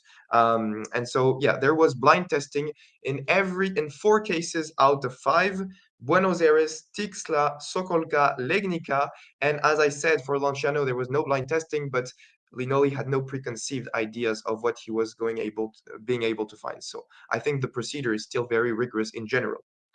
Then you object for Buenos Aires by saying there was testing into compliance. So the objection is that They went from doctor to doctor until they finally got heart tissue. So first they went to Dr. Lawrence. He said it was skin cells, but there was the white cells present. Then they went to Australia with Dr. Ellis, John Walker, etc. And then finally they arrived to Zugibe, to Linoli and Zugibe, who said it was myocardic tissue. I would say first of all, this objection is not. It only works for Buenos Aires. I mean, if even if we weren't to grant this objection, that would not apply to the four other cases. So this is only for Buenos Aires. And I would say that your hypothesis doesn't explain the scientist's verdict for the Buenos Aires case, because as we've seen, some said they saw skin, some said they saw myocardic tissue, but none of them hold to your hypothesis, which is fungi or bacterian contamination. So my question to you is, how can bacteria produce human tissue with white blood cells? Because that wasn't only seen by Zugibe. So if you were right about this being bacteria or fungal contamination, we would expect at least some scientists would have noticed it, but none of them did. None of them reported it was bacteria or fungal contamination, contrary to other false Eucharistic miracles where they proved it was bacteria. Um, I would also say that given the nature of the sample, we would expect the tissue is hard to identify since it lacked the morphological characteristics of a normal, healthy human heart tissue. So if you're not a world expert like Zugibe on what heart tissue looks like after a heart attack, it might be hard to identify. And this is why all the doctors in Australia, Peter Ellis, John Walker, had difficulty in identifying it because they're not expert in that domains. They weren't specialists of that special domain of expertise, contrary to Zugibe, who his domain of expertise, speciality, is concerned about human heart tissue after severe trauma. So that's why they went to Zugibe to have the definitive answer. And so I asked about Ron Tesoriero about this and why Dr. Lawrence didn't see a human heart. And he said the determination that it was skin by Dr. Lawrence and others, and the uncertainty before Zugibe was because they did not have the specialty of forensic cardiology to make a distinction between epidermis, so skin, and heart tissue that had undergone trauma. Hearts that suffered trauma and inquiry reveals a very different architecture, and it requires an expert in that field to interpret that. And so he says, in the end of if one has to, sorry, he says, in the end, all one now has to do, if they don't believe him, is to go to look for a pathology image that showed a myocardial infraction 3 days after, and compare that image with the image of the microscopic slides we do have for Buenos Aires. And you will see for yourself. And so here on the screens, I have put a myocardial infraction on the top picture. That's what it looks like. And what you see for Buenos Aires on the bottom, this looks very, very, very similar. And once Dr. Lawrence saw this, once Zugibe and the team pointed this out to him, then he came back and he revoked his former statement. So that explains why the different kinds of result by the scientists. And finally, I would say we do have the slides for Buenos Aires. They're visible on camera. You can see Dr. Lawrence showing the white cells here. And so they don't look like bacteria. I mean, if you look slides of bacteria, they won't look like this. So we do see on screen the white cells being present. And so you cannot say this looks like fungi or bacteria. I mean, that's not going to be defensible for the Buenos Aires case. Um, Another objection you raise in your video is the AB type blood and the possibility of a false positive. So that's what Kelly Kurz says in his article, saying that a sample could test positive for AB without having any red blood cells being present. And I would say, yeah, Serafini and I agree about this. We do agree. Well, Serafini, who is an expert, agrees, and I agree with experts. So he agrees. However, we have done many, many type of blood tests on Egyptian mummies and very old tissues and things like that with the same methods that they use in Lanciano. And here is what they got on 14 Egyptian mummies from the necropolis of Doge. Here is what they found. They found some O, they found some B, one AB, and then AAA, DB, things like that.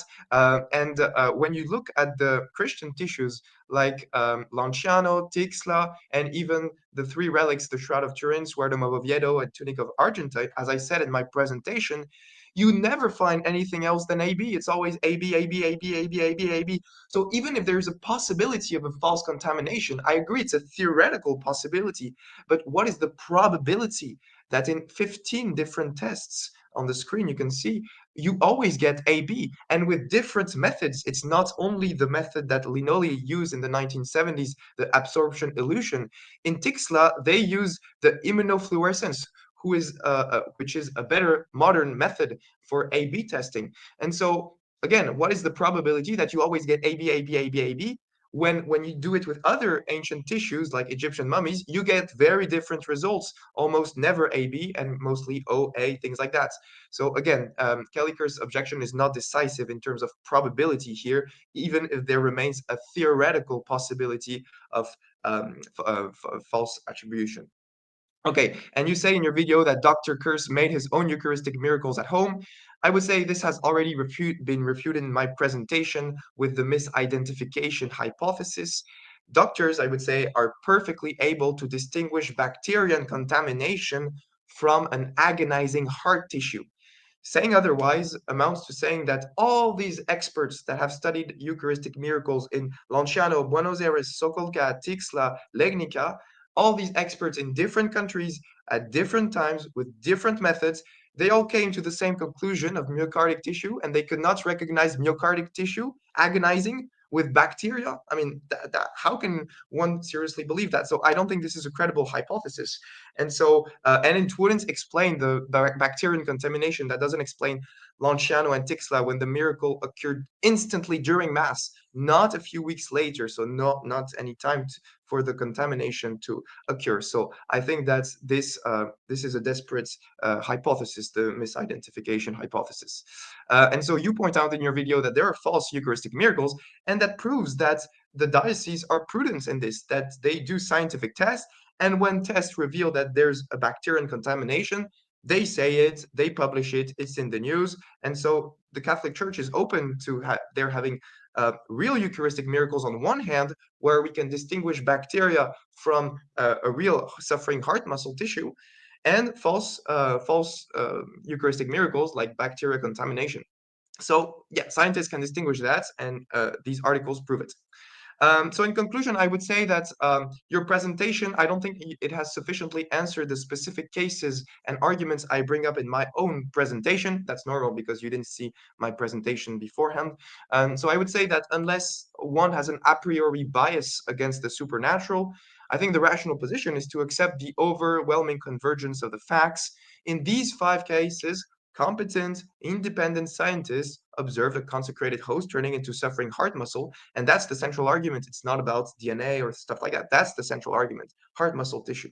So in face of such evidence, I think it's irrational to deny the reality of these 5 independent miracles. And I've shown in my presentation that if you want to deny this, you either have to hold for misidentification, I explain why this is not credible, or for the collective fraud hypothesis in each of the 5 cases. And I explain for each of the 5 cases why this is not credible. So in the end, I think that Eucharistic miracles are still a good argument in favor of Catholicism. Thank you.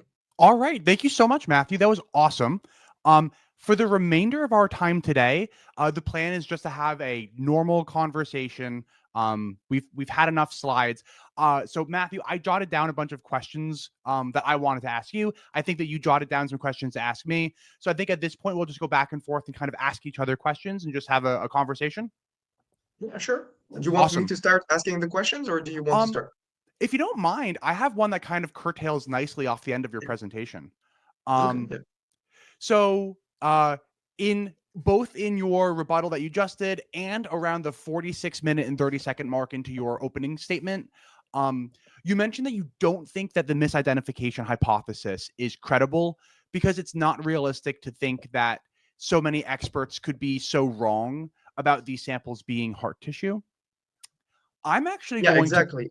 I'm going to propose the idea that you actually already accept that misidentification can happen. And the reason I'm going to propose that is because of Buenos Aires. So, 7 different scientists were sent the sample between 2000 and 2004. And those 7 different scientists. So first we had Forensic Analytical in California, and they said there's no known morphology here. We have no idea. This isn't organ tissue. It's nothing. Um, and then Dr. Robert Lawrence of Delta Pathology in California said that it was skin cells. Dr. Peter Ellis at the University of Sydney said skin cells. Dr. Thomas Loy at the University of Queensland said it was skin cells. Dr. John Walker in Sydney said maybe it's muscle tissue. Then it was conveniently sent to Dr. Linoli, who worked on Lanciano, and he said maybe it's heart tissue. And then a separate sample was wound up being sent to Zugaba because the sample that was sent to, was it Dr. Walker, was lost. Do you know that whole thing? It's this whole I know confusing. about it, and Dr. Tesoriero talked to me about. I can send you what Oh, he answered by email if you're interested. very Um, interested. Yeah. But even putting the fact that it's a separate sample to the side for now, um, I'm going to put forward the idea that you already think that misidentification is possible mhm. because you think that um, doctors like Dr. Robert Lawrence, Dr. Peter Ellis, Dr. Thomas Loy, and Dr. John Walker all misidentified the heart tissue. Yeah, so I would say that we have to distinguish between two kinds of misidentification. One misidentification is can be seen by any like beginner in in medicine, as Serafini says in his book "A Cardiologist Examines Jesus," page 91, that even in the first year of medical school, any histology course students are taught about distinguishing different tissues of the human body, being unable to distinguish bacterial contamination from an organized tissue means failing the grade. It's like if a pilot with 30 years of experience were accused of being unable to tell apart a runaway from a potato field when landing his plane. So when it comes to distinguishing heart muscle tissue at agony with bacterial contamination, you can see the obviously the difference even for any kind of scientist. However, to see the difference between a skin cell, like a part of the human body, and a specific part of the heart, after 3 years in distilled water and things like that. As I said in my rebuttal to your presentation, you have to be a sort of expert in forensic medicine and cardiology. And this is the domain of expertise of Zugibe, not the other guys in Australia, John Walker, Peter Ellis, and Dr. Lawrence. And so this is not the same kind of misidentification. It is more easily to be mistaken about something that resembles more heart tissue than something of a completely different nature, bacterial contamination. And as we see on the screen, you have the screenshots of what was seen under the microscope in Buenos Aires. That doesn't look like bacterial contamination. And that's actually my next question for you. If you like, so um, you raised this point. Like, it doesn't look like bacteria; it looks like human heart tissue. This is an honest question. This is not a gotcha or anything. But do you know how the slides were prepared for Buenos Aires? I don't know, and I reread Dr. Serafini's book last night. Um, I even put together this little slide to show you 2 quotes from the book. Um, but they have to do with Lanciano and Tixla, not Buenos Aires. Actually, here, I don't know. Let me just read it. So, regarding Lanciano, this comes from chapter 2 of Dr. Serafini's book. We have here's the quote from chapter 2. Professor Nonoli took a 318 milligram sample from this stony and clay-like substance to clarify its nature and the species of the organism that it came from. Microscope slides were prepared for microtome slicing and the usual hematoxylin and eosin stain. Those are 2 very commonly used stains when we are trying to identify human organ tissue. Um, and then for Tixla, again, we have the hematoxylin and the eosin stains. And this comes from chapter 4 of Dr. Serafini's book. But I reread all of chapter 3, the Buenos Aires chapter, and I didn't see anything about what the slides were prepared with. My guess is that they were prepared with hematoxylin and eosin. Do you know if that's true? I legitimately don't know.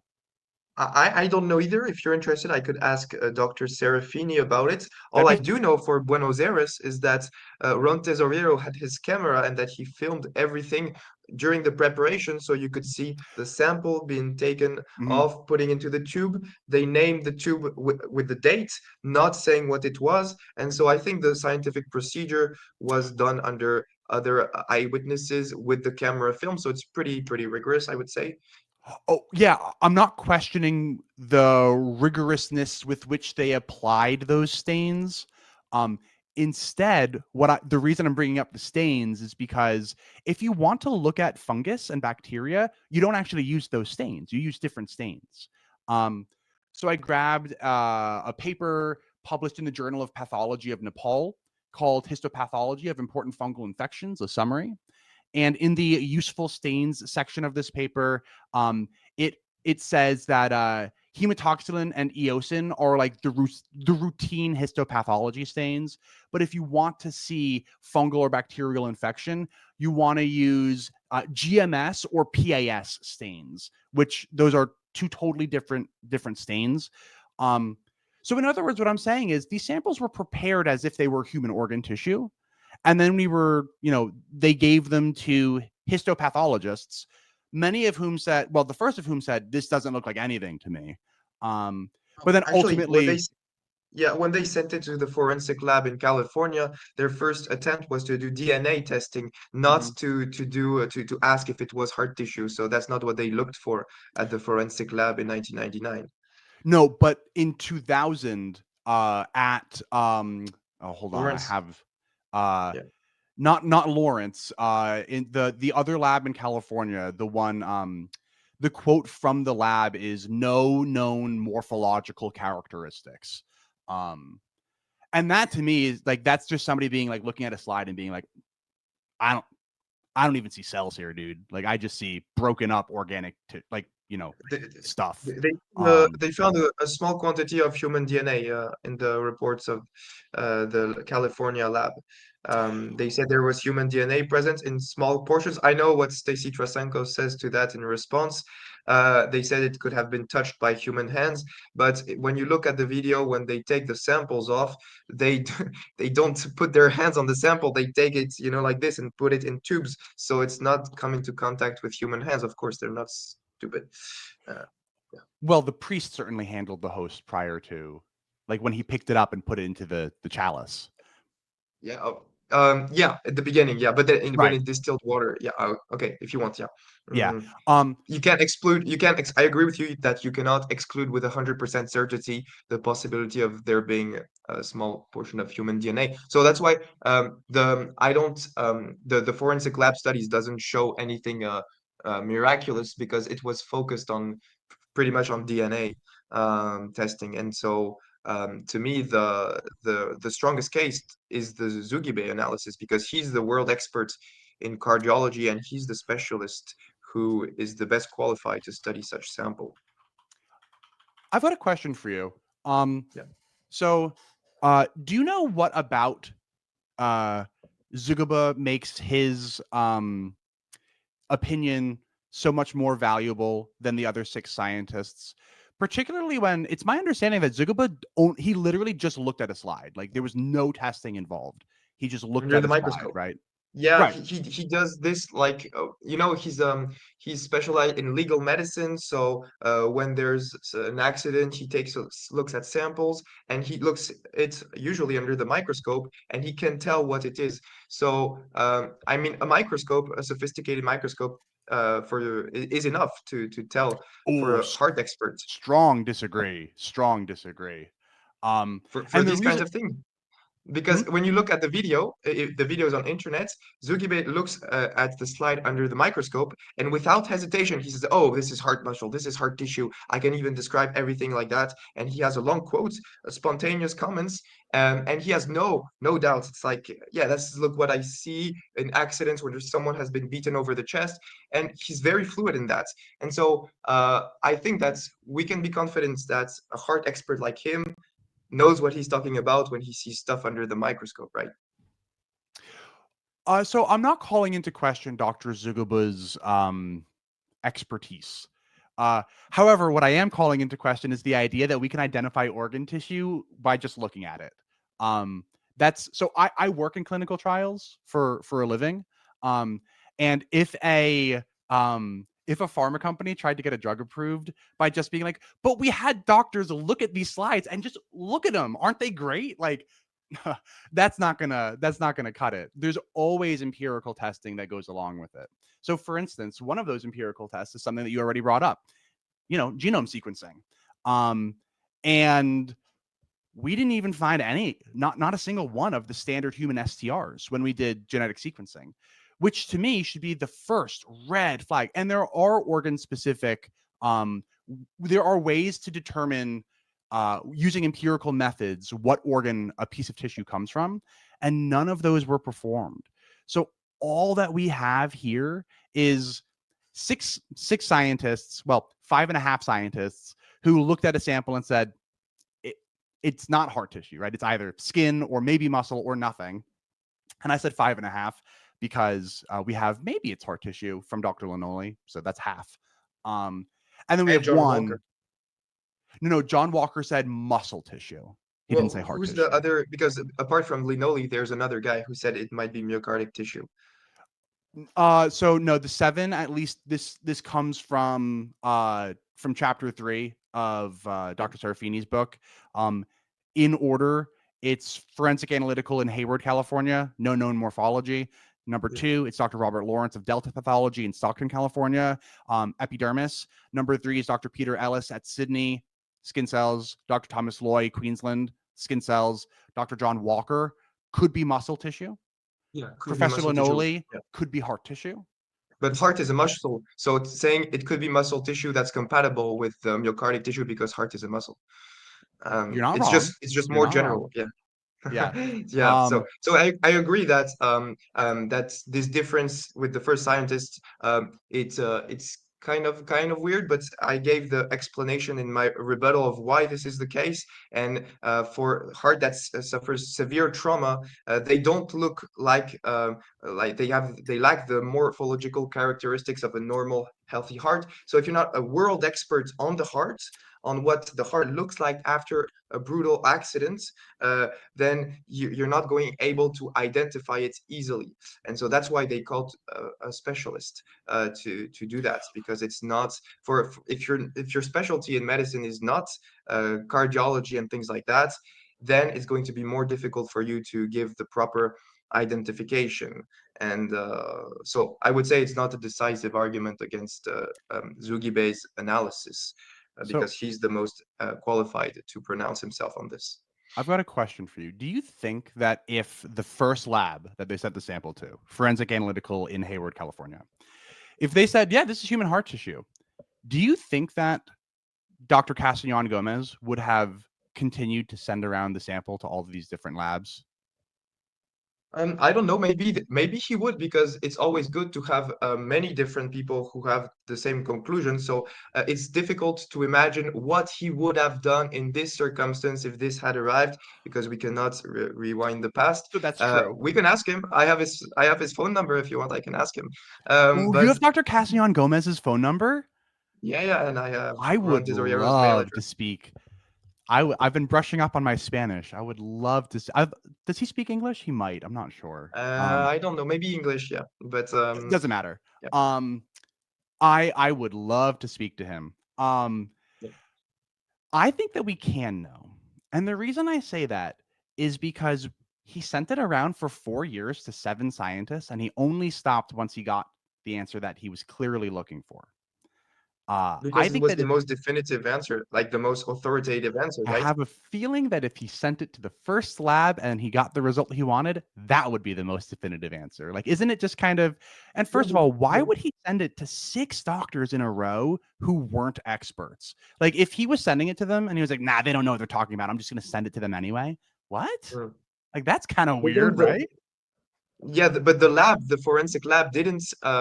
His goal was not to study the if it was a heart tissue. His goal was study to if there was DNA or blood or things like that, but not the morphological aspect of the sample, I believe. Forensic Analytical in Hayward, California did issue a statement on the morphology of the slide. Also, they wouldn't send a slide if they weren't asking about the morphology. They could just send a sample, like they could have just taken like a whole blood sample or an extracted DNA sample and sent that to Forensic Analytical. So the fact that Their they sent main this, goal, the main goal of the lab was to get the DNA, the STR analysis. That's then why why'd they send them a slide, I don't know. We have to ask like them. a histology slide? They were clearly looking for the morphological characteristics if they sent a histology slide. Um, Sure, but even if you grant like testing into compliance, how do you explain that a heart expert, a professional cardiologist who has 10,000 autopsies to his name, just like magically comes out with the conclusion that, oh, it's heart muscle tissue suffering? I mean, you at this point you necessarily have to say that he's incompetent in his domain, right? That's the only possible option. To be yeah, severely wrong, to confuse that with bacteria, that's yeah. I don't think that he was incompetent. Um, Also, what do you make of the whole thing where, according to Dr. Zuguba's widow, who is still alive, Dr. Zuguba has passed away, but according to Dr. Zuguba's widow, Dr. Zuguba never believed in the miracle of Buenos Aires. I have no idea what to make of all of that. Okay, yeah, so I'll tell you the story about that because I've talked to his wife and I've talked to Oh, his close associates. So, yeah, on Facebook, I've contacted them. I've talked on the phone with Zugibe's close associate. I won't tell his name for his privacy, but what happened is that Zugibe, after the miracle, did not approve that they used his name to put the miracle forward because they did not use the standard Catholic procedure. So the standard Catholic procedure for a miracle is that the bishop comes and tells this scientist, please study this material, tell us what it is, just like they did with Linoli. And Zugibe, they came at his office, filming him, not telling him what it was. And Zugibe asked them to tell him what it was because as a medical doctor, he always knows where the samples come from before studying them. So he's not used to doing blind testing, and he did not appreciate for them forcing him to do blind testing. And so Zugibe didn't like that the usual standard Catholic procedure was not respected. His close friend told me that he's very a procedure like you have to follow the procedure, the procedure, the procedure, and if it's not respected, he doesn't really like that. So he gave his letter next year in 2005. So this proves that he did not reject the miracle in question because his 2005 letter comes a year after the studies, and he has the proof where he says this is what I saw. And so he didn't like the fact that people use his name like that to attest to the miracle because he's a guy who's attached to the procedure, and he didn't like the fact that they didn't follow what's uh, the usual standard Catholic procedure, like they did with Linoli. And so that's what I understood from talking about them. Zugibe does not claim this is a false miracle. He just doesn't, his wife apparently says he doesn't want to be associated with it. That's what his wife says. my understanding was that Zuguba never like he I don't know if he ever said it's a false miracle, but I think that he said like I don't believe that it's an authentic miracle. Where? Because I have not found any Oh, maybe you written might be or right. oral statement on Zugibe. He died in 2013. So if he Mhm. had rejected this as a miracle, of course, having people use his name throughout the world, putting forward Buenos Aires, of course, between the period of 2004 and 2013, the period of his death, he would have had the time to retract and said, no, no, no, I don't want to be associated with that. However, we have positive evidence that he did approve because his 2005 letter says, He yes, signed it. that's what I saw. He signed it. So Yeah, I that's agree. definitive proof. And this has more authority than what his wife could say because that's Zugibe's word. And Zugibe's word has more authority than what his wife can say about it. I agree. I just find the whole thing very confusing. Yeah, I Um, agree. but I agree. I mean, he signed something that says like, yeah, I approve I approve this message, and then he signed off. So it's like, well, okay, that's kind of the best thing that we can hope for in this kind of situation. I just find it very confusing that his widow says these things about him. But yeah, I guess that's neither here nor there. I asked you a bunch of questions in a row, and I know that you wrote down questions for me. I have a bunch more for you too, but I want to give you a chance to ask me a few questions too. Yeah, so thanks. One question, I have two questions for you that I thought of. My first question is if Eucharistic miracles were true, would you convert to Catholicism? Um, So maybe not Catholicism, because I think that they could also be evidence of something like Orthodoxy. Yeah, Um, okay. At but least traditional Christianity, apostolic yeah, Christianity. almost definitely. I mean, like I can't imagine me not. Obviously, it's hard Okay. to speak like, you know, um, counterfactually, but like almost definitely, yeah. Hmm. Okay. And my second question is, what would convince you that Eucharistic miracles are true? Propose a necessary and sufficient list of criterias. That's actually very easy for me. The DNA thing would get me in a heartbeat. So imagine I'm going to sketch out a scenario that would be undeniable to me, at least. Um, I know what you're going so to say. so yeah. So like in maybe not for. So imagine that today we went back and we tested Lanciano. We did genetic profiling, and we got an entire human genome, and it also matched like this is what we think that the DNA of a first century Jew from Palestine would have. Whoa, that's weird. Okay. And then they do Buenos Aires, so we get the exact same genome. Whoa, that was 20 years apart that we did the sampling anyway. Um, and I mean that sample is from the at least from like the 16th century. So how do we have the same DNA from the 16th century and then in the 1990s? And then we do Tixla in 2006 and it's the same DNA. And then we do Sokolka and it's the same DNA. And then we did Legnica and it's the same DNA. Oh my gosh, I don't think I could deny it. So yeah, we have that for the AB blood, but for but okay, for the DNA, just talk about the DNA. I agree that if it were to happen, it would be proof. But I don't think it's a necessary condition for there to be proof because there's three elements that we can look for. Either the myocardic tissue, the AB blood, or the DNA. In my opinion, the strongest case is the 5 out of 5 myocardic tissue. Uh, so, like in 5 different cases in different countries at different periods of time, competent scientists, most of them doing it blindly, uh, went agreed together that it was agonizing myocardic tissue. So that in itself is supernatural in nature, even if you don't have the precise genetic code or the DNA. So I don't think, and even if there was a genetic code or DNA, the skeptic could also say, "Oh, well, this must be a fraud or misidentification. Oh, they go wrong." If you can say Zugibe was wrong and he confused bacteria with suffering heart tissue, he could, the labs can also be wrong in identifying a genetic code, or there can be a fraud. So I think that if this were to happen, real skeptics like you would probably say it's either fraud or misidentification, right? Uh, so I don't disagree entirely because somebody could just be like, no, I still am not convinced even after the DNA thing. But me personally, I'm pretty sure that I would be convinced if the DNA thing happened. I don't know, and like especially if it was published in peer-reviewed journals, and you have all these scientists from all of these like companies that actually do genetic sequencing.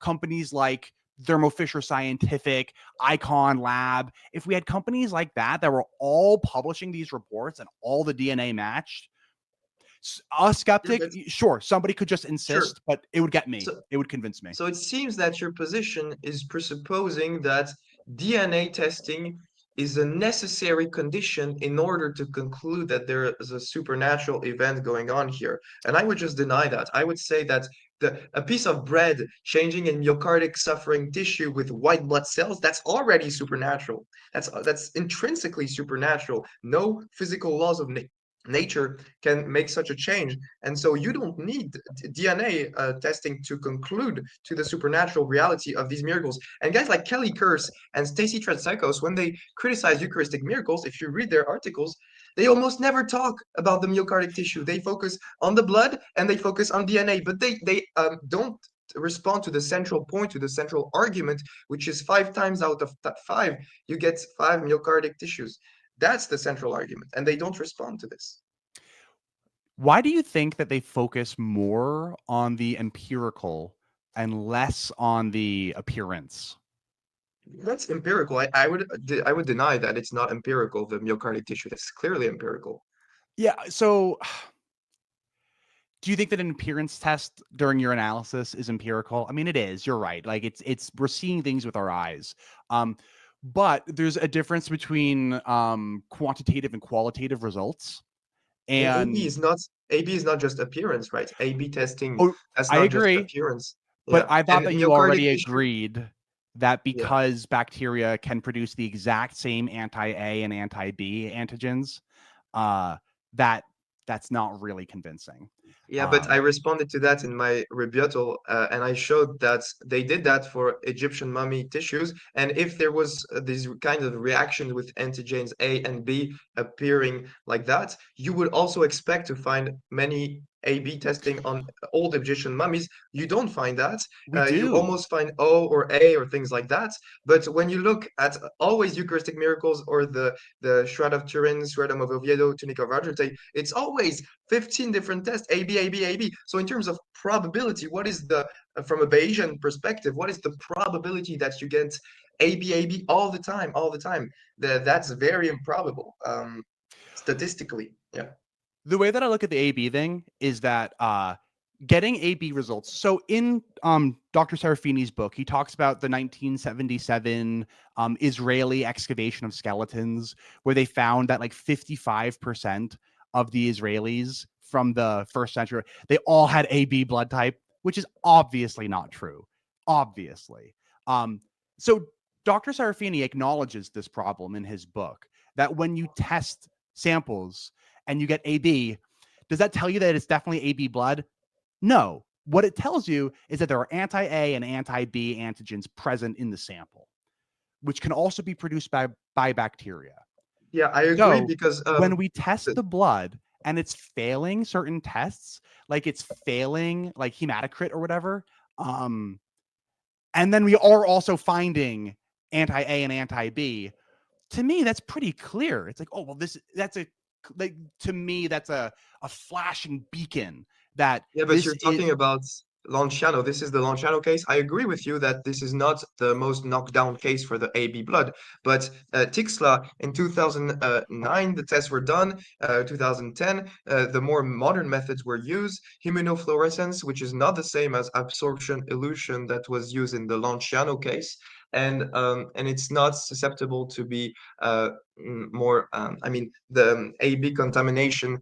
I think it's you prevent this more with the new method of immunofluorescence. And on the screen, I showed that they use like 5 different testing methods the different the different samples, the shroud, the shroudum, the tunic, and the Lanciano and Tixla. It's not always one type of method. It's these 5 different methods on 15 different tests. They always land on AB. So of course, theoretically, I agree with you and Serafini that there could be a contamination exceptionally, but that this happens consistently without any exception, that's the argument. That's really solid. And again, the AB blood, even if there's no AB blood, I would still believe it only based on the first myocardic tissue. I mean, for me, the central argument is based on the myocardic tissue, the 5 times out of time. That's the most solid, in my opinion. So the AB is like, okay, that's bonus, but for me, it's not the central argument. Yeah, so I think to me the histology is probably the least important thing to me. And the reason I say that is because it's just looking at a picture and then being like, yep, looks like muscle tissue to me. And this is probably the engineer in me who wants to see um quantitative results, not just qualitative results. Um, Especially when we know that these samples were prepared using the same stains that you would use if you were staining human heart tissue. So it's like these stains were prepared with uh, the eosin and the hemol, whatever the other one is called. Those That's Buenos stains. Aires. That's just Buenos Aires, right? That's not the 5 cases. It's Buenos Aires and it's Lanciano. And the rest of them aren't specified, but those are the standard stains that you use. And especially because Dr. Ricardo Castellon Gomez prepared the slides himself. It's his company did for Buenos Aires. So I assume that he prepared the Tixla slides the same way. Again, I don't know because these results aren't published anywhere. Um, well, not published anywhere. They're published in like popular level books, which is like very frustrating. Um, Especially because it seems to me like this could be very easily solved by just submitting new samples and actually going through labs like Thermo Fisher Scientific, Icon, Q Squared, LabCorp. I mean, there's a million different reputable, and Yeah, I there is. don't. For Tixla, there's the PatMed publication. You have the official document I showed in my presentation. It has been officially published for Lanciano too in the scientific journal. So there have been official Lanciano scientific. Lanciano was Yeah, published in the journal associated with the college that Dr. Lonely worked at, and he was the owner and editor of that journal. So it's not like it yeah, was. but it's still a scientific reputable journal. Like it's a scientific journal with reputable authority, right? I will give you this. Lanciano is my favorite among all five. Oh, Oh, really? and that Interesting. yeah, that actually leads me to a question. So I'll ask you a question, but I'll answer it first. Um, let's assume so both you and I have to pick of those five. We have to pick one that we think is the most likely to be authentically a miracle and one that is least likely to be a miracle, or as in the one that is most likely inauthentic. So I'll go first, and I'll say that I think that the most likely to be authentic is Lanciano, and the reason why I say that is because I think that the science, oddly, the oldest one I think does the best job in terms of actually like doing science, quote unquote. Um, I'm very impressed with Dr. Lonely, especially considering that the year was 1971.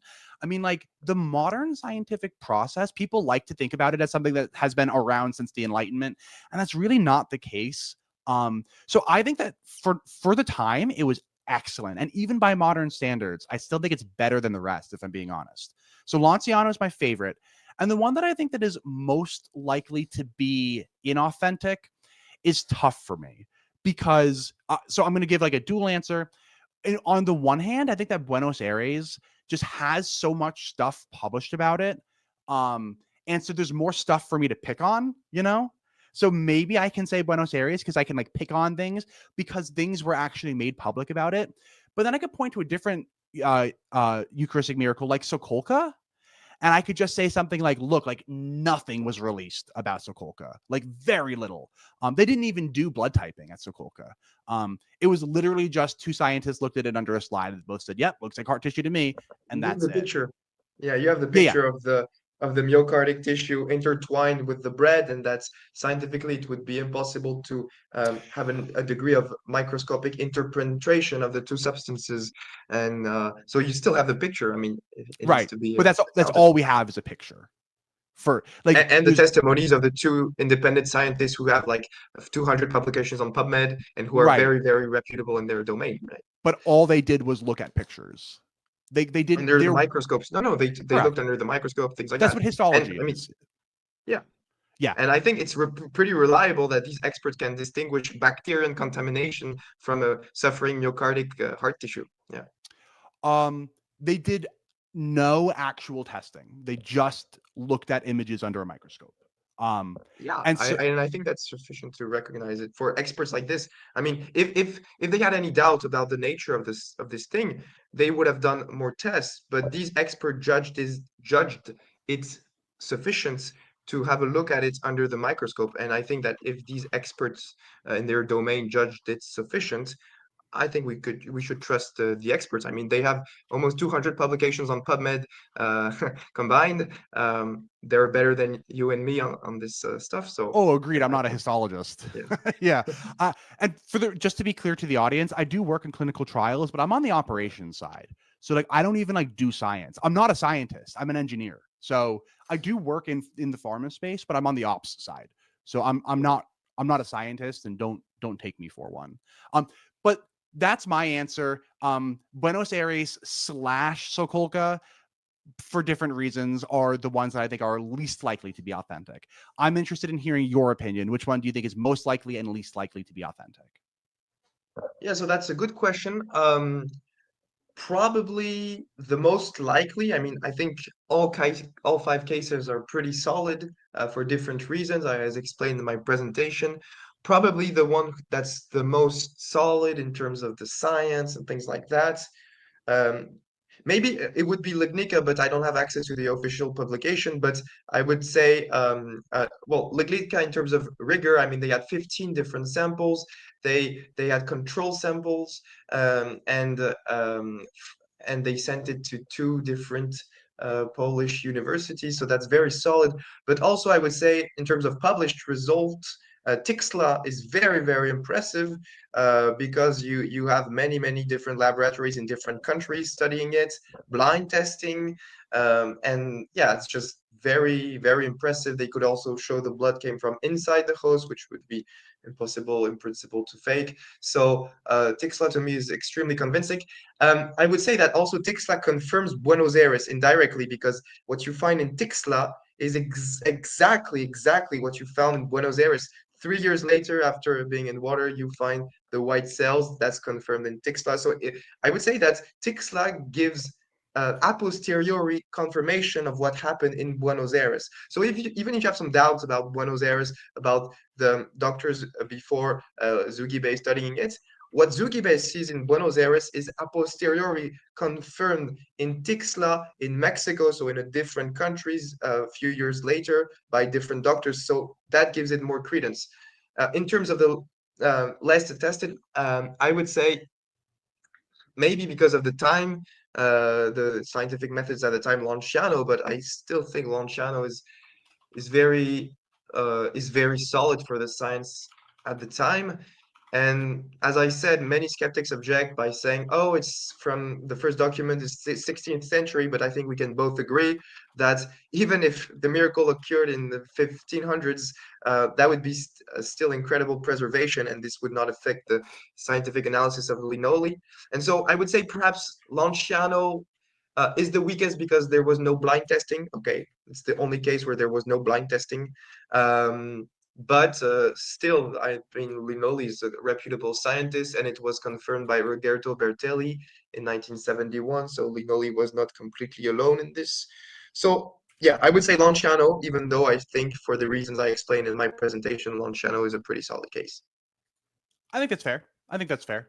Um, I'm currently logging into my computer just to make sure that I have no meetings directly at 8 o'clock because I have two topics that I was hoping to get to, and we'll see if we can get to both. I want to give you the option on which one you'd rather talk about. Um, the first is DNA, in particular, the cloning like the cloning concerns that you mentioned around the 46-minute 30-second mark in your opening statement.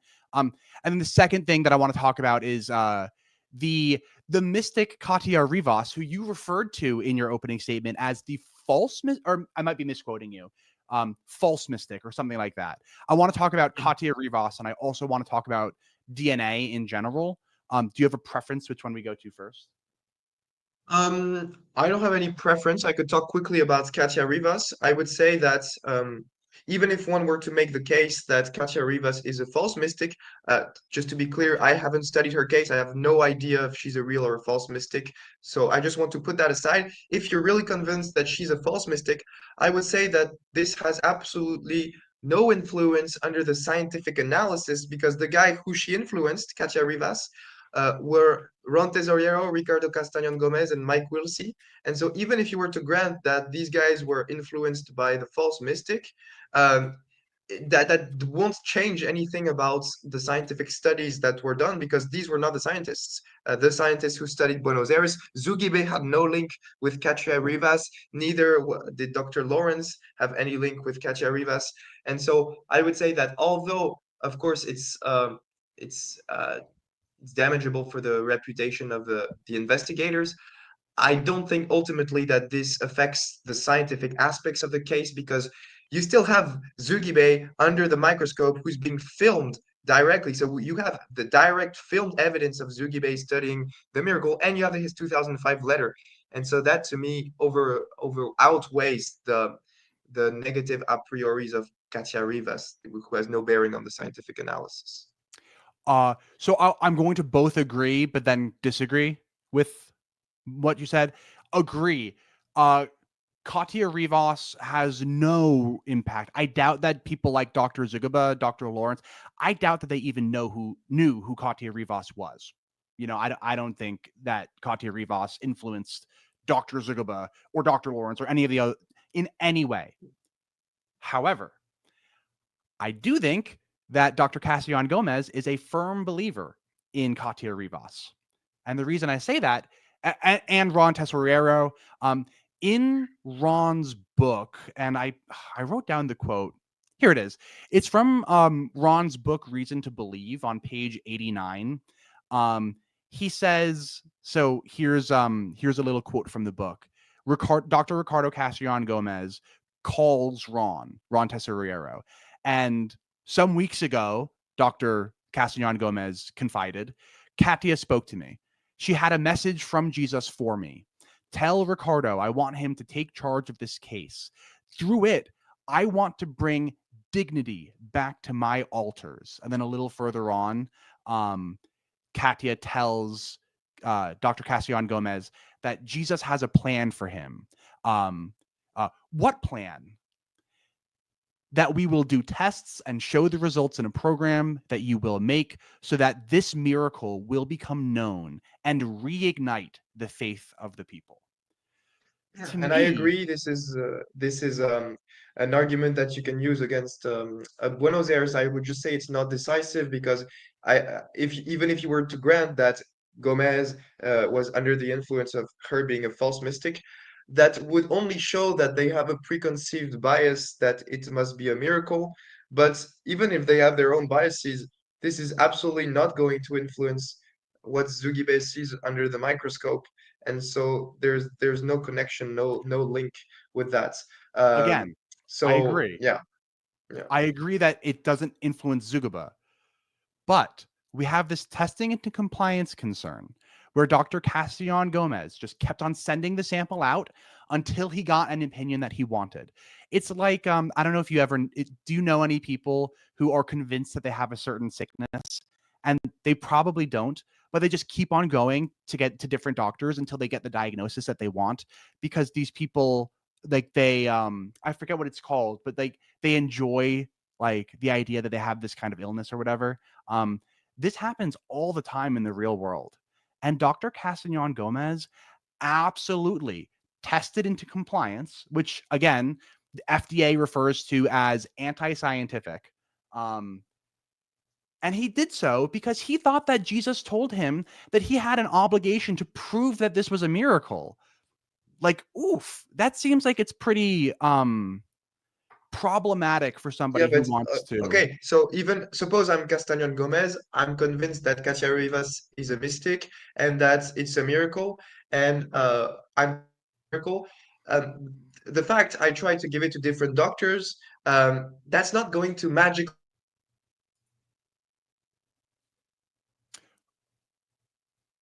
Oh no, Matthew, I've lost you. I'm not Can sure you if the hear me? audio. Can you hear me now? Yes, now I can. So where did I cut? Um, go back about 10 seconds. So just because somebody like Dr. Castellan Gomez might have been under the influence of Katia Rivas. Yeah.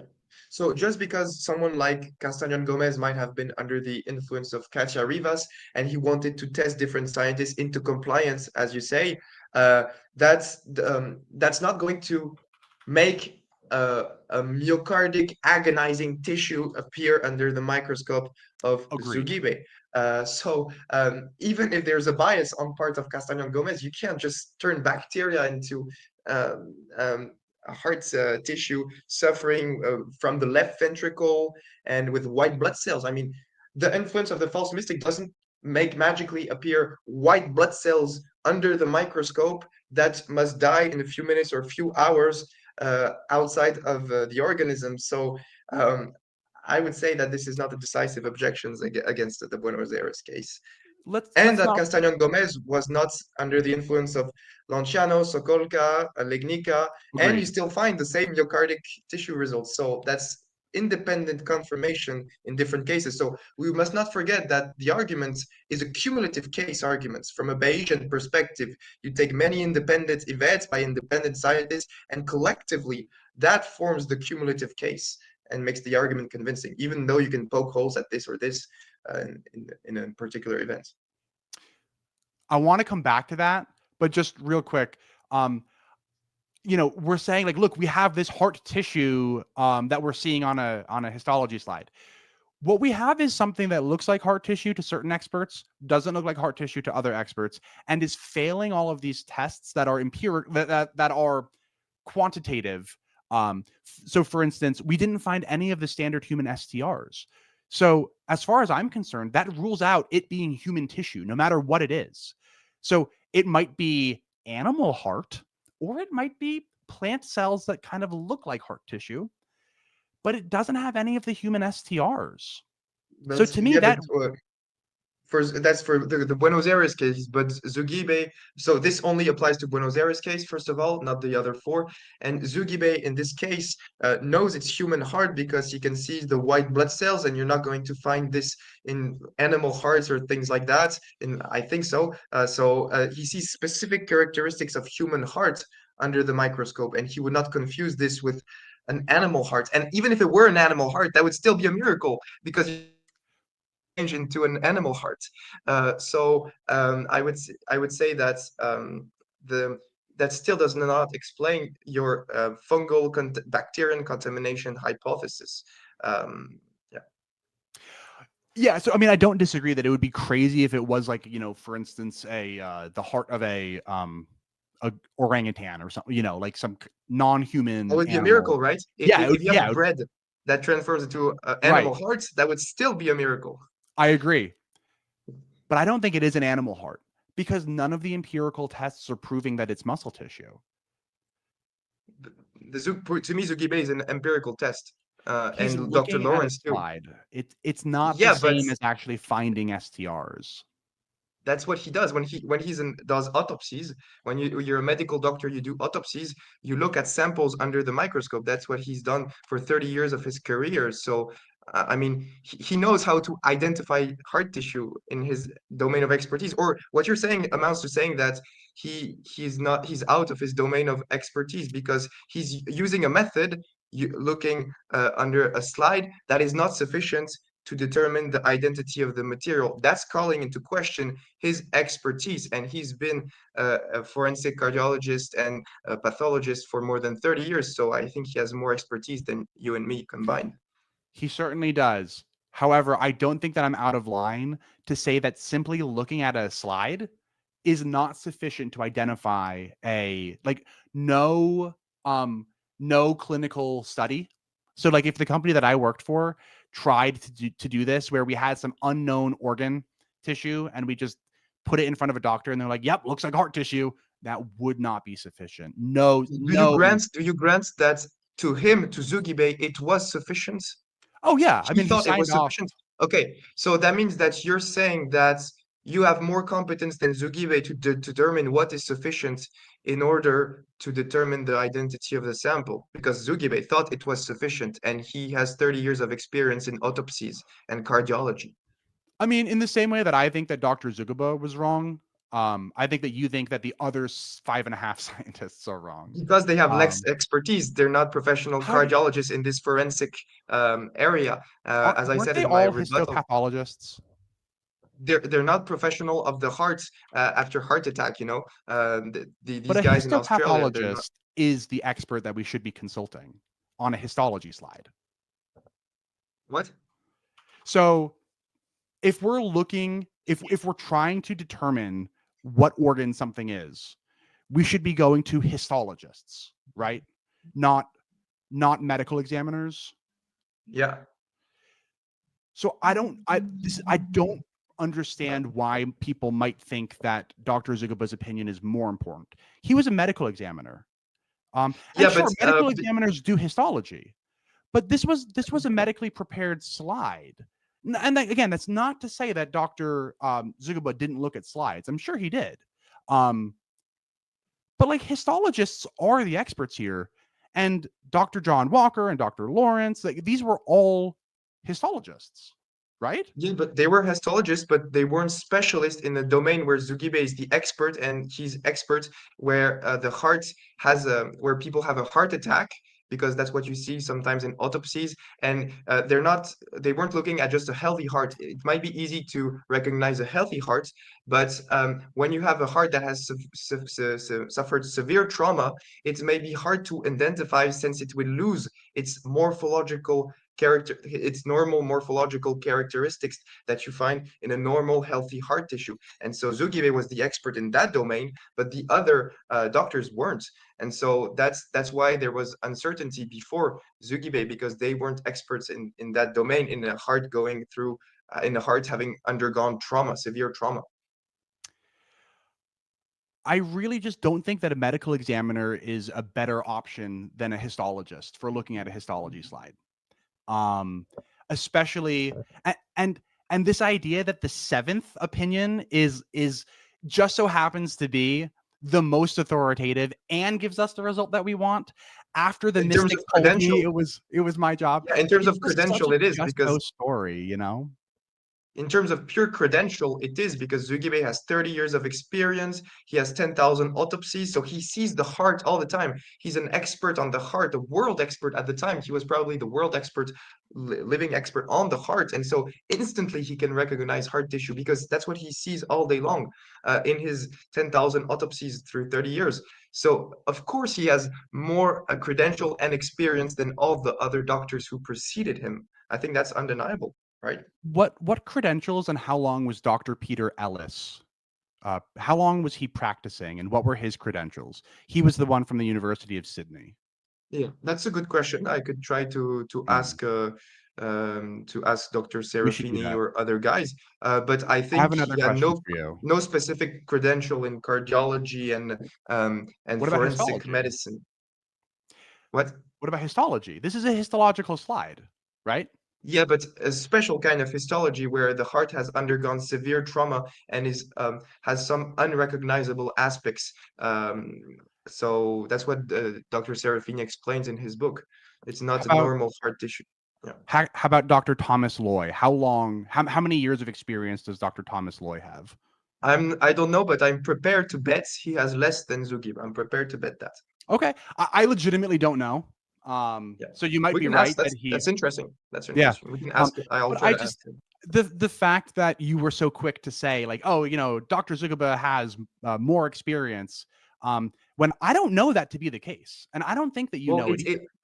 it from a Bayesian perspective, from a probabilistic perspective, it's going to be very hard uh, to make it better than 30 years of experience and 10,000 autopsies.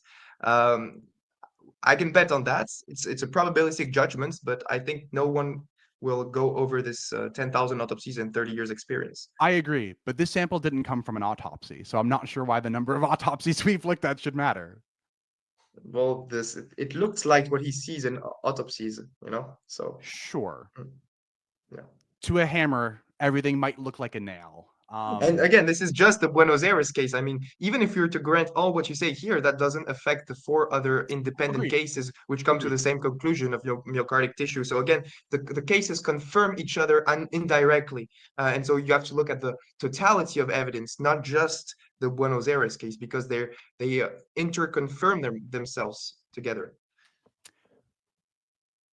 I do want to push back on the idea that that they are interconfirming, but in the interest of time, do you mind if I ask you about the cloning concern from your Sure, opening sure, statement?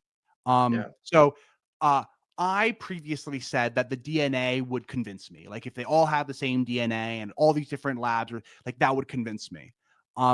You brought up DNA in your opening statement, which everyone will be able to see once we stitch all these videos together. Um, Around the 46-minute and 30-second mark.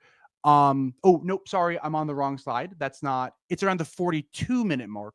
You said something, and I'm going to paraphrase, and I want you to correct me if I'm misrepresenting you. But you said something to the effect that God might not want to share Jesus's DNA because that it could be dangerous. For instance, people might try to clone Jesus and excuse me, and God wouldn't want people to clone Jesus. Therefore, God doesn't allow anybody to detect any human DNA in these Eucharistic miracles. I have two points here. Um, and the first is that Sure, maybe this is the case. I could grant that. But God could still allow us to find the 20 standard human STRs. And we didn't. Because don't forget that an STR is it's a sequence of base pairs that all humans share. So that's just how we identify DNA as being human DNA. And we didn't find any of those in not in the numbers that we would need to find them if the sample was human, um, for any of the Eucharistic miracles. And we could have, and we still wouldn't have Jesus's full genome. We would just know that this is human tissue. But we didn't.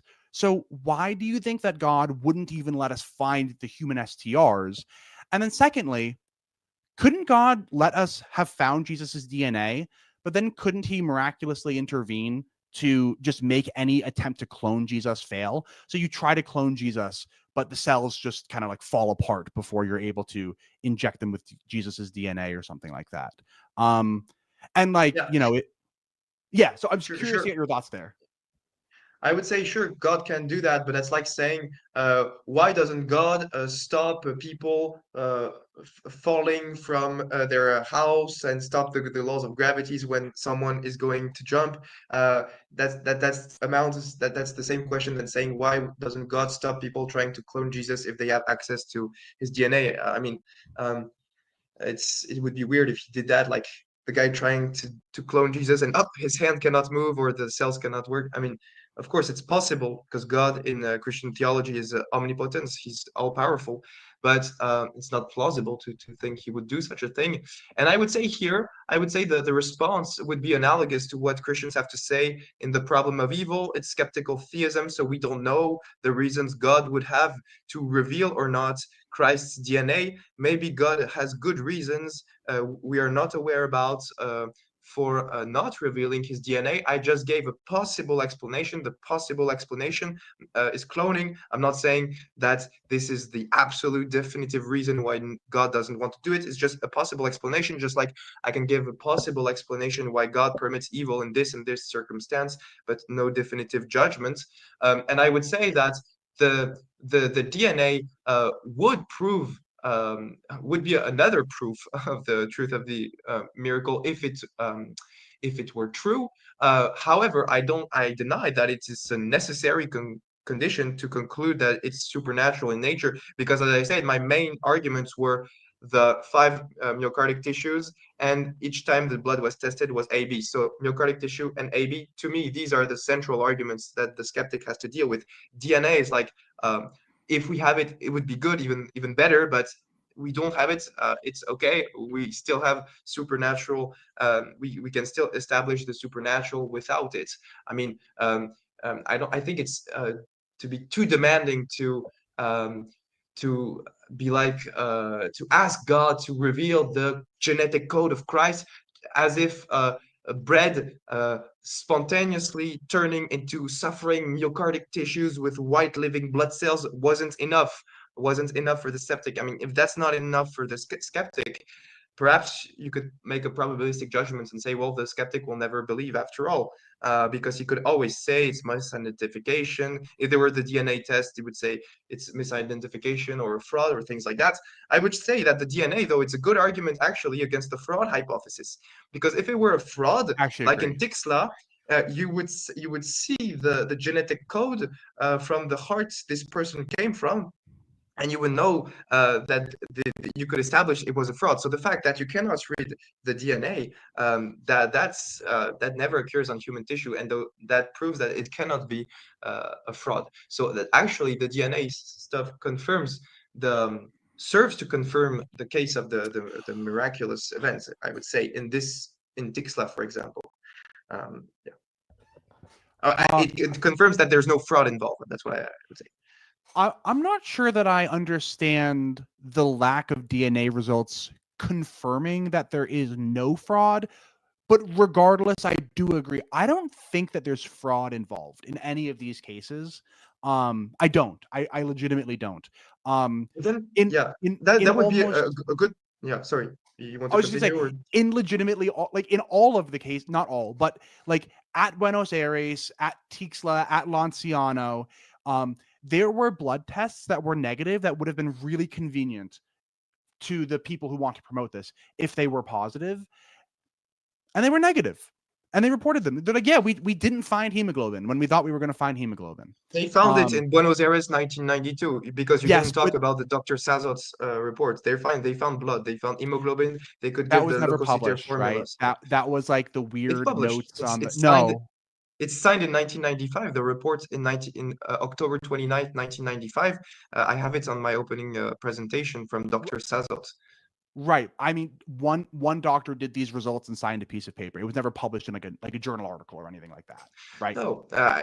yeah, you can always ask for more. That's what I'm saying. You can Yeah. always say, "Oh, it has not Yeah. been," but it's cumulative. You have to take into account the cumulative aspect of the case, because you can always criticize this case of saying, "Oh, it's better if it was peer reviewed," or you can always make it better. I agree with you, but the question is it sufficient when you take the 5 cases cumulatively? That's the real question. And so yeah, that's why, because if you hold to the misidentification hypothesis, in my opening presentation I read the quotes from Dr. Serafini, who said that this hypothesis was really indefensible, because he said that's like saying that a pilot with 30 years experience were accused of being unable to distinguish a runaway from a potato field landing his plane. That's exactly what you're saying. If you say that all the scientists, different scientists throughout the world in different countries at different times, cannot distinguish bacteria, fungal contamination from a striated heart muscle tissue that is suffering from the left ventricle, I mean, that's saying these doctors are all stupid, right? That amounts to saying that. That's actually what Serafini says in his book, and I don't think it's credible, especially when you see the slides. It does not look like bacteria. But you also think, I mean, I don't think that you think that the other 5.5 scientists are stupid, right? But it's Dr. not the same Thomas kind. Loy and I explained it's not the same kind of misidentification, because there's a huge difference in nature between bacterial contamination and human heart suffering tissue with white blood cells, and the skin cells or something coming from the human body. That would be a less a difference of misidentification. And Dr. Lawrence also saw the white cells. So it's not Zugibe alone. Dr. Lawrence 4 years earlier saw the same white cell, living white cell. So it's confirming what Zugibe saw. So it's not the same kind of misidentification from the Australian doctors in the 2000s, I would say. It's not as radical, you know. it just seems very just so to me to be like, if you misidentify it, then you're accusing these scientists of being stupid. No, But I'm when, just you know, accusing I them think of that not being. I'm we saying both that these think that scientists. various scientists have misidentified it, right? Because they can't all be right. Reason the reason I'm saying that is that they are not expert in forensic pathology and cardiology, especially when the heart has suffered severe trauma, because it loses its morphological aspects, and only a heart expert like Zugibe can distinguish that, because it's something tough to see when you're not an expert in this field, and these scientists were not expert in this specific field. Whereas any scientist, and as Dr. Serafini, any scientist in the first year of medical school can distinguish bacteria from any human tissue, because that's very easy to distinguish, right? So I mean, the first lab that they sent it to was a forensic lab, forensic analytical in Hayward, California. mhm. And that was the one that said no known morphological characteristics. So there we have a forensic lab, and forensics, just like Dr. Zugaba. Are we to suspect that this company, this laboratory in California is just staffed full of, you know, idiots? I don't think so. I just think that looking at a slide isn't the best way of telling what something is, and instead we should rely on quantitative tests, things like identifying human STRs or looking for organ-specific biomarkers, things like that. Yeah, I would say that if you take the 5 cases in general and you look at you use the argument of the forensic lab, okay, that's for just for Buenos Aires, but uh, take all the doctors from Lanciano, Buenos Aires, Sokolka, Tixla, Legnica, all the different laboratories at different times, at different places, all come to the same conclusion. That in itself seems to me statistically miraculous if they were all mistaking about this being a bacterial contamination. I mean, that's quantitatively and qualitatively, it's very different. It's compensates the objection you brought up about the forensic lab, which is one lab in California for the Buenos Aires case.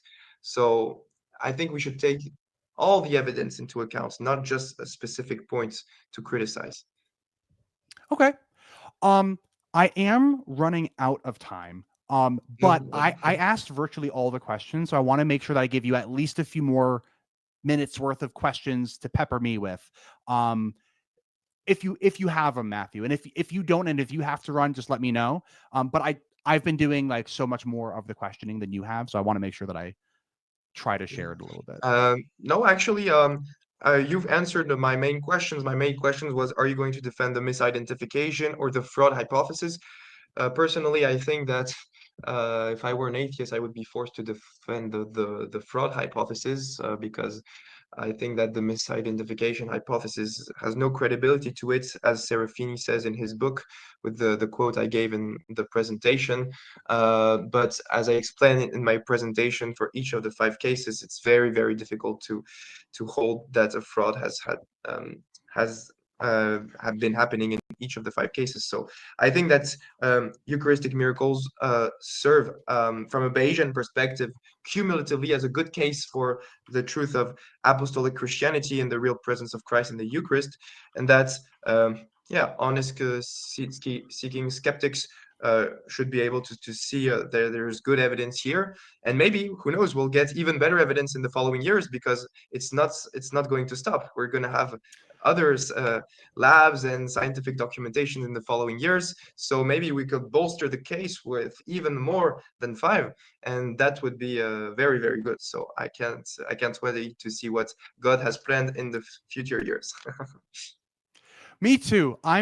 I eagerly look forward to the next one that happens. Uh, and and hey, I'm optimistic that Dr. Kelly Kierce is pushing for some kind of protocol to be put in place. I think the Vatican could do this. They could put into effect some kind of like hey, look, these are the standards that we want you to do whenever there's a new Eucharistic miracle. Use these two labs, use these two methods. Make sure that you don't just do blood typing, but make sure that you look for, do genetic sequencing, do a full blood chemistry panel, do hematology. I think that'd be awesome. And I think that thanks in large part to you, Matthieu, and to people like Dr. Serafini, more conversations are being had today about this topic. And I think that's going to allow the scientific rigor to only improve moving into the future. So I'm optimistic and eagerly awaiting the next one. Careful, you're gonna end up converting it. Well, hey, time will tell. Matthieu, thank you so much for coming on the show today. I had an awesome conversation with you. I to everybody who's listening, we exchanged our opening statements before this. We're going to stitch them into one video. And then the whole debate with our opening statements plus this live stream is going to be posted to Matthieu's channel. So make sure that you go over to Matthieu's channel to see the full debate. Matthieu, where is your channel? Where can we find you? So my channel is Matthieu on YouTube. I'm a French Catholic apologist, so my videos are in French, and so maybe the American audience won't be able to understand it. But so you can put this debate on your channel. Maybe more people will be able to understand it, because if I put it on my channel, I think like maybe 5% will be able to understand English. Yeah, so no problem. That sounds great. And I just want to let the audience know that I watch a lot of Matthieu's content, and I just go to the closed captions and I do the auto translate to English, and then YouTube translates Matthieu's French content directly into English for me, and I just read along, and it works great. So don't not watch Matthieu's content just because you don't speak French. I don't speak a lick of French, and I watch it. So I want to encourage everybody to go subscribe to Matthieu, watch his content, put on the subtitles. YouTube does a great job. And Matthieu and I may also wind up doing some future conversations, not necessarily about Eucharistic miracles, but remind me, what did we talk about? We had a couple. Maybe Fatima, Lord, Yes. Zaytun, and sexual ethics, perhaps. Yeah. Yes. Thank you. Yes. So stay tuned for that. Matthieu, thanks again. This was a blast. Thank you. Thank you for so much for inviting me on your channel. And God bless everyone. All right, everybody. Be good, and we will see you next time. See you.